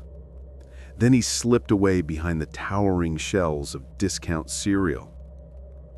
My body shook as I finished gathering items and hurried to Sarah's line, scanning the store for signs of him returning. While Sarah scanned my purchases, I blurted out, voice shaky, "Has Dan worked here long?" She hesitated, eyes flicking to the side. "He's been around a couple of months, I think. Kind of quiet, right?" She forced a small laugh, but her face reddened like she was trying to downplay something. "Does he ever behave strangely?" I pressed, lowering my voice. Sarah stopped scanning for a split second, then resumed. "He keeps to himself mostly. Maybe he has a tough life. Might want to talk to the manager if he's bothering you." I nodded weakly, paid, and left. I locked my car doors immediately as if Dan might rush out behind me. He didn't. The store's sliding doors closed. Through the glass, I spotted him at the far end, back turned, rummaging his supply cart. Good. I just needed to get out of there. That same evening, I set up a small motion light near my mailbox, an old kit I'd found in the garage. If anyone approached, the floodlight would snap on. Let them think twice before creeping around. With the system rigged, I forced myself to wind down with a TV show, trying to act normal. But around 11, the yard flared bright. I leapt from the couch, heart revving. Checking the window, I saw the motion light beaming onto the mailbox area. Yet there was no one there. Either the system was too sensitive or someone had fled the instant the light came on. Unable to rest, I stayed up, phone in hand. At about midnight, the light flared again. If it was Dan, he was testing my patience. I dialed the sheriff's station. This time, Deputy Morales arrived within 20 minutes. She walked around the property, shining a flashlight over the ground. No footprints. The grass was untouched. She suggested a raccoon might be setting off the sensor. I insisted I'd seen footprints before, but we found nothing fresh. Exhausted and ashamed, I slumped inside, feeling like I might be losing my mind. But I couldn't shake the sense that Dan was behind all this. The next day, I avoided the store. I also called the manager, left a voicemail telling her I had concerns about an employee. No call back. That night, I borrowed a neighbor's old hunting camera and positioned it near the edge of my yard, covering the mailbox zone. If the motion light triggered and a person was out there, I'd have proof. Sure enough, around 2 in the morning, a muffled sound jerked me awake. I peered out. Light was on. My phone's feed from the camera was still hooking up, so I raced to the window. Beneath the glare, I caught a fleeting glimpse of a figure darting into the shadows. Couldn't see a face, but the body shape was broad, reminding me of Dan. I waited, breath stuck in my throat. Eventually, the light clicked off. The yard turned black. I didn't dare go outside. By dawn, I retrieved the camera. Heart pounding, I scrolled through the images. The frames were grainy in the dim lighting, but in 3 consecutive snapshots, I could make out a man's silhouette, taller than me, receding hair near the crown, wearing a shirt with short sleeves in the chilly air. Although the resolution was poor, it looked an awful lot like Dan. A surge of both fear and relief washed through me. I finally had something tangible. I called Deputy Morales, who's asked me to come in. She studied the pictures, nodded slowly, and said, "It's not clear enough for me to ID him officially, but we can talk to him." That same afternoon, she stopped by the Dollar Tree with me in tow. By the time we arrived, though, Dan was nowhere to be found. The manager said he'd called in sick, might not be back for a while. "Could you give me his full name?" I asked. The manager hesitated. "I guess so. He's Dan Roberts. We don't know much else.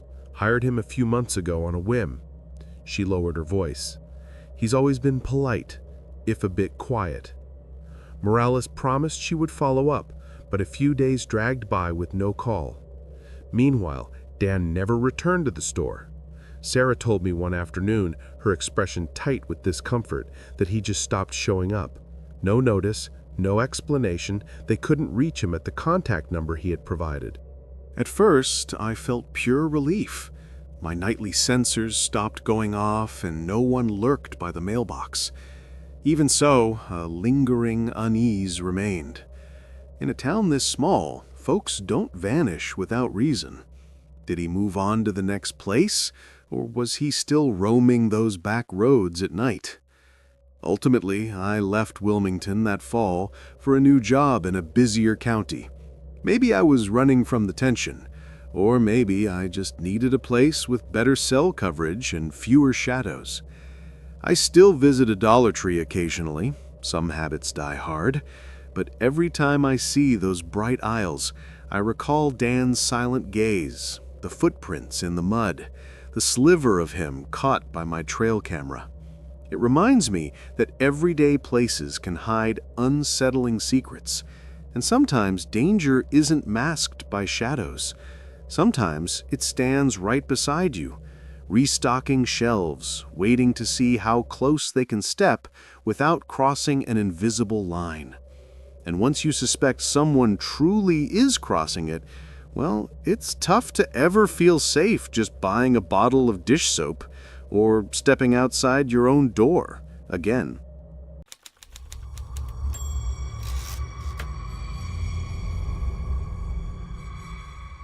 The engine hummed steadily as we rolled through the pre-dawn darkness, the headlights carving a narrow tunnel through the black. My girlfriend Sarah was slouched in the passenger seat, her hoodie pulled tight around her face, scrolling through her phone until the signal bars vanished. We were on our way to a cabin in the Adirondacks, a last-minute getaway I'd booked to shake off the grind of our jobs in Albany. I worked at T for a hospital, staring at screens until my eyes burned. Sarah was a paralegal, buried in case files and court deadlines. The cabin was supposed to be our reset, a chance to breathe without emails or clients breathing down our necks. But at 1:03 a.m., somewhere on a secondary road off Route 28, our GPS froze. The screen showed a spinning circle, the words "searching for signal" mocking us in the dim glow of the dashboard. I tapped the screen, hoping it would snap out of it. Nothing. Sarah glanced over, her brow furrowing. She'd been quiet most of the drive, tired from a late night prepping documents. I could tell she was already regretting the trip, especially since we'd left later than planned after her boss dumped a last-minute contract on her desk. I kept my eyes on the road, trying to stay calm, but the darkness felt heavier now, pressing against the windows. The road was unmarked, no lines or reflectors, just a ribbon of cracked asphalt swallowed by pines and scrub on both sides. We hadn't seen another car in over an hour, and the last gas station, was a memory from 30 miles back.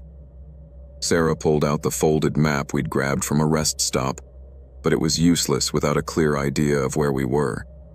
The GPS had been our lifeline, and now it was dead. I slowed the car, my hands tight on the wheel, scanning for a road sign, a mile marker, anything. That's when I saw it. A rusty metal sign, leaning slightly, caught in the edge of the headlights. Detour, Mill Creek, 12 miles. I didn't know any Mill Creek, and it wasn't on our route to the cabin, which was supposed to be near Lake George. Sarah leaned forward, squinting at the sign. She didn't say anything, but I could feel her unease, mirroring my own. We'd both heard stories, muggings, carjackings, people disappearing on back roads like this. Upstate New York wasn't exactly a crime hub, but you didn't need to be in a city for things to go wrong. I eased off the gas, letting the car coast. "Should we take it?" I asked, my voice quieter than I meant it to be. Sarah shifted in her seat, tucking a strand of dark hair behind her ear. She was always the practical one, the one who'd map out every step of a plan, but now she just stared at the sign, her fingers twisting the drawstring of her hoodie. "I don't know," she said finally. "If we keep going straight, we might end up nowhere. But that detour, it doesn't feel right." Her voice had an edge, the kind she got when she was trying not to sound scared. I nodded, but my gut was churning. The idea of turning onto an unknown road with no signal and no one around made my skin crawl. But staying on this endless stretch wasn't much better. I flicked on the high beams, hoping for a better view. But the light only made the shadows sharper, the trees looming like silent sentinels. That's when I noticed the headlights in the rearview mirror. They were faint, far back, but unmistakable. A pair of pale orbs bobbing in the distance. Another car. My first instinct was relief. We weren't alone out here. But then I realized it was keeping pace, not closing the gap, just hovering at the edge of sight. I pressed the accelerator slightly, watching the speedometer creep from 45 to 50. The lights stayed the same distance behind us. Sarah noticed me glancing at the mirror. "What's wrong?" she asked, turning to look out the back window. I didn't want to worry her, but my mouth was dry. "There's a car back there," I said, trying to sound casual. "Been there for a minute." She twisted further, her hand gripping the headrest. "How long?" she asked, her voice tight. I shrugged, not wanting to admit I'd been watching it for the last mile. "Not sure. Just keeping an eye on it." She didn't say anything, but she sat back, her hands now clasped tightly in her lap. We reached the turnoff for the detour, a narrow road that disappeared into a tunnel of trees. The sign looked older up close, the paint chipped, the letters uneven. I slowed again, my foot hovering over the brake. "What do you think?" I asked, glancing at Sarah. Her eyes were fixed on the side mirror now, watching the distant headlights. "I don't like it," she said softly, "but we can't just keep driving blind." She was right, but the thought of turning onto that road made my chest tight. The car behind us was still there, not speeding up, not falling back. It felt deliberate, like it was waiting for us to decide. I took a deep breath and turned the wheel, easing onto the detour. The road was rougher, the asphalt pocked with potholes that jolted the car. The trees closed in, their branches scraping the roof like fingers. Sarah reached for the radio, maybe to break the silence, but it was just static, the signal as dead as the GPS. I kept glancing at the rear view, expecting the other car to follow us, but the headlights didn't appear. For a moment, I thought we'd lost it. Then, as we rounded a bend, I saw them again, fainter, but still there, matching our pace. My palms were slick on the wheel now. Sarah was staring out her window, her reflection pale in the glass.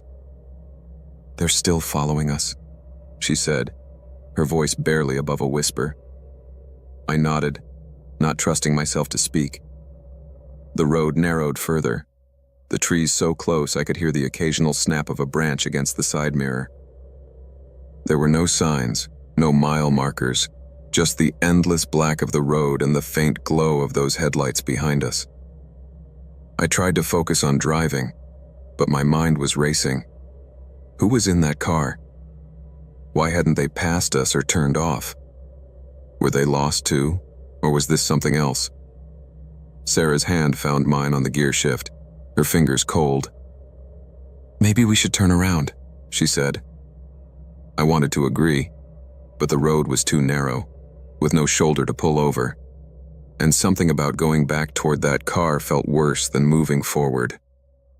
"Let's keep going," I said, more to convince myself than her. "There's got to be a town or something up ahead."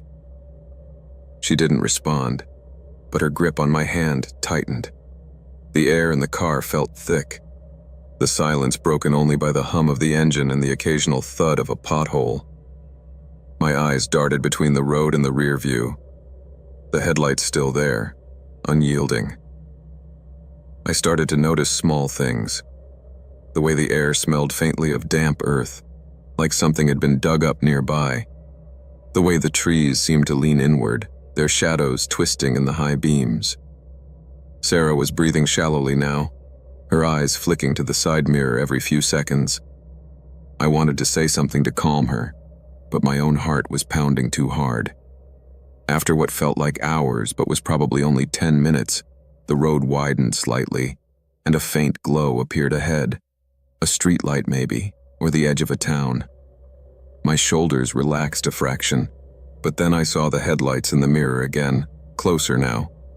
Not close enough to make out the car, but definitely nearer than before. I pressed the gas, the speedometer climbing to 55, then 60. The road was still rough, the car rattling with every bump. But I didn't care. I just wanted to reach that light. Sarah's voice broke the tension. "They're getting closer," she said, her tone sharp with panic. I didn't look back, didn't want to confirm it. "It's probably nothing," I said, but the words felt hollow. The glow ahead grew brighter, and soon we saw it. A gas station, its neon sign flickering, the only sign of life in miles. I pulled into the lot, my hands shaking as I parked under the brightest light. The other car didn't follow. I watched the road through the rear view, waiting for those headlights to appear, but they were gone. Sarah let out a shaky breath, her hands still clenched in her lap. "What the hell was that?" she asked, turning to me. I shook my head, unable to answer. The gas station was empty, the clerk inside barely glancing up from his phone as we sat there, catching our breath. I got out to check the GPS again, hoping the signal had returned. It hadn't, but the map on Sarah's phone finally loaded, showing we were only a few miles from a main road that would take us back to Route 28. We didn't talk much as we got back on the road, following the phone's directions this time.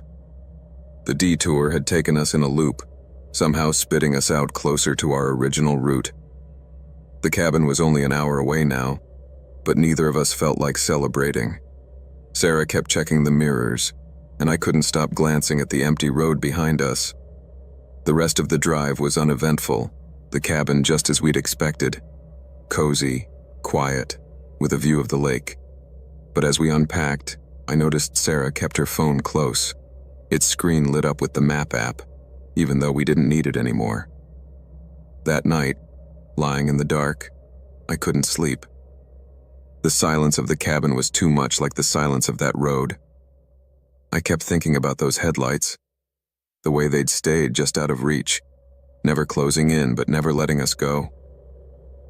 I told myself it was nothing, just another driver lost in the night, maybe as scared as we were. But when I closed my eyes, I could still see them, hovering in the distance, waiting for us to make the wrong turn again.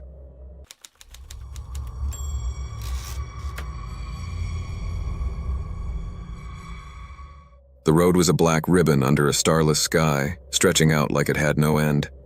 I was driving back from a shoot in a nowhere town called Mill Hollow, a place so small it barely registered on the map. I'd spent the day photographing a crumbling textile mill for a magazine piece on forgotten industries, my camera bag still heavy with lenses and memory cards in the passenger seat.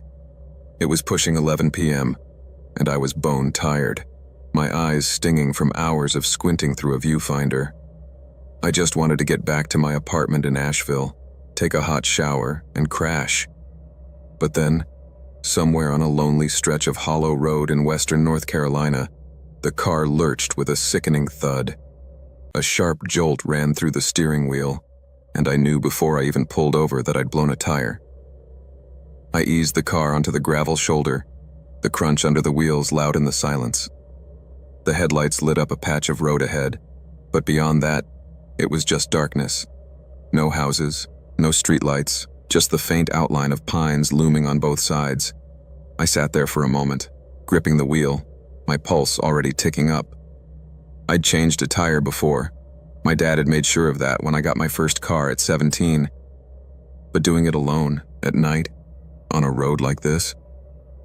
My stomach twisted at the thought.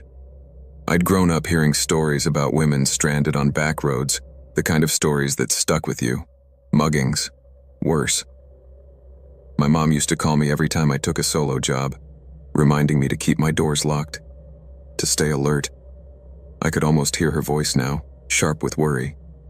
I grabbed my phone to call roadside assistance, but the screen showed no bars. Of course. Mill Hollow was a dead zone, and this road was even farther out. I muttered a curse and popped the trunk, stepping out into the cool night air. It smelled faintly of pine and damp earth, the kind of smell that should have been calming but wasn't.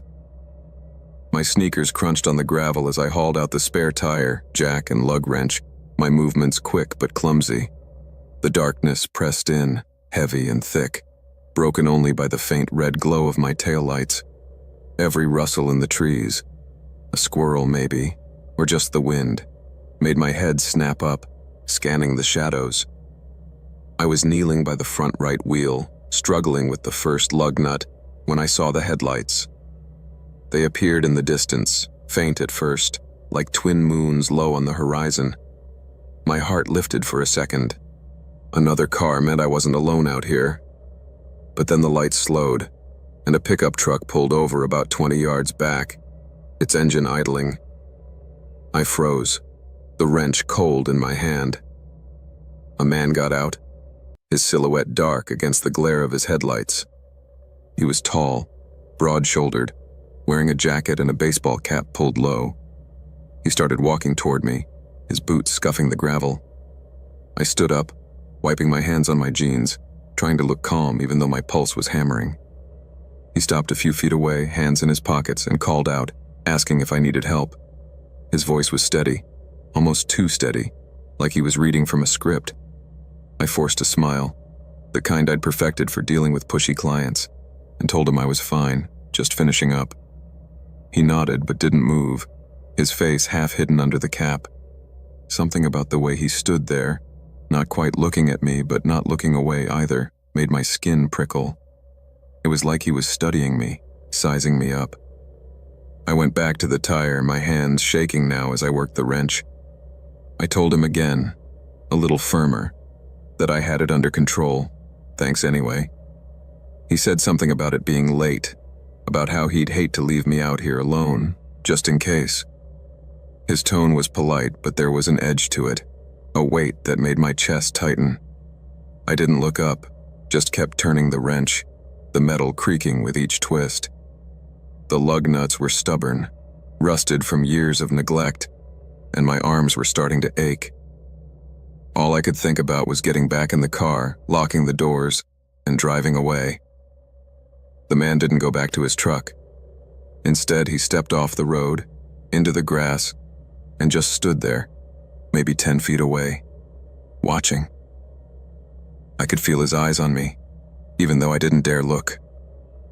The air felt heavier now, the silence broken only by the low hum of his truck's engine and the occasional chirp of crickets.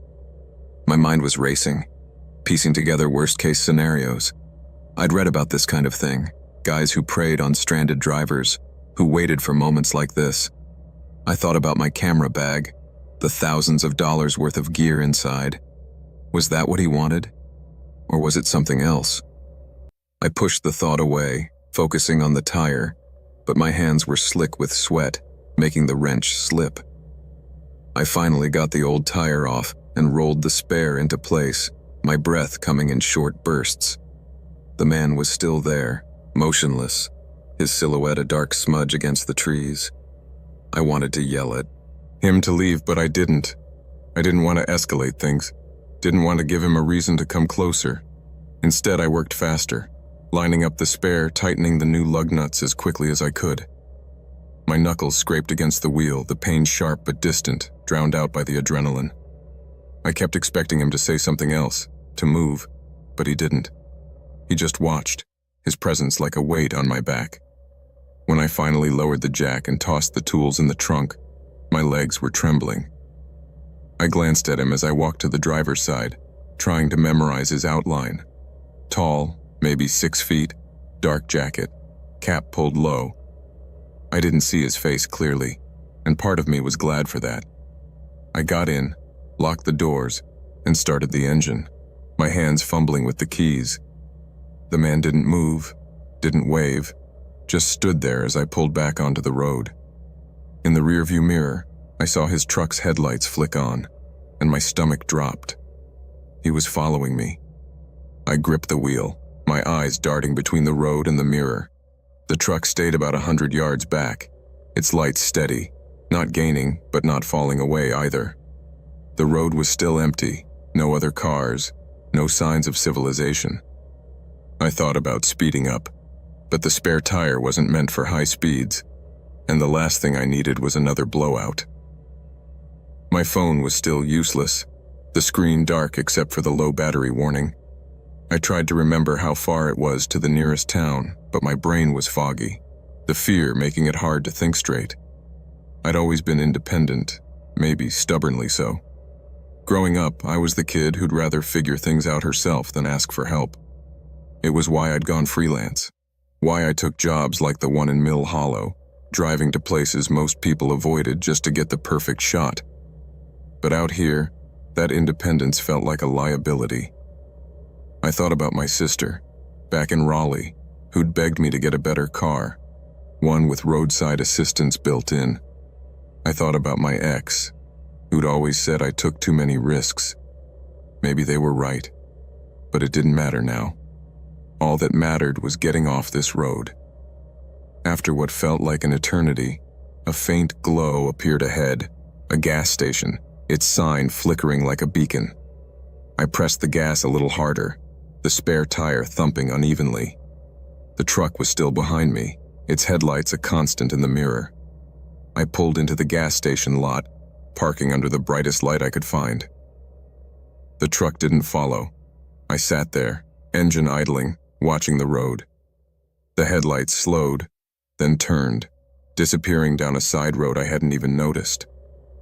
My hands were still shaking as I cut the engine, the silence rushing in. The gas station was open, a tired-looking clerk inside sorting cigarette packs. I thought about going in, telling him what happened, but what would I say? A guy offered to help and then followed me? It sounded paranoid, even to me. I checked my phone again, still no signal.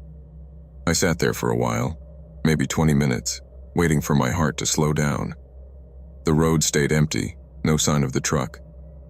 Eventually, I started the car and drove on, following the signs back to the main highway. The rest of the trip was uneventful, the lights of Asheville a relief when they finally appeared. Back in my apartment, I locked the door and checked it twice, something I hadn't done in years.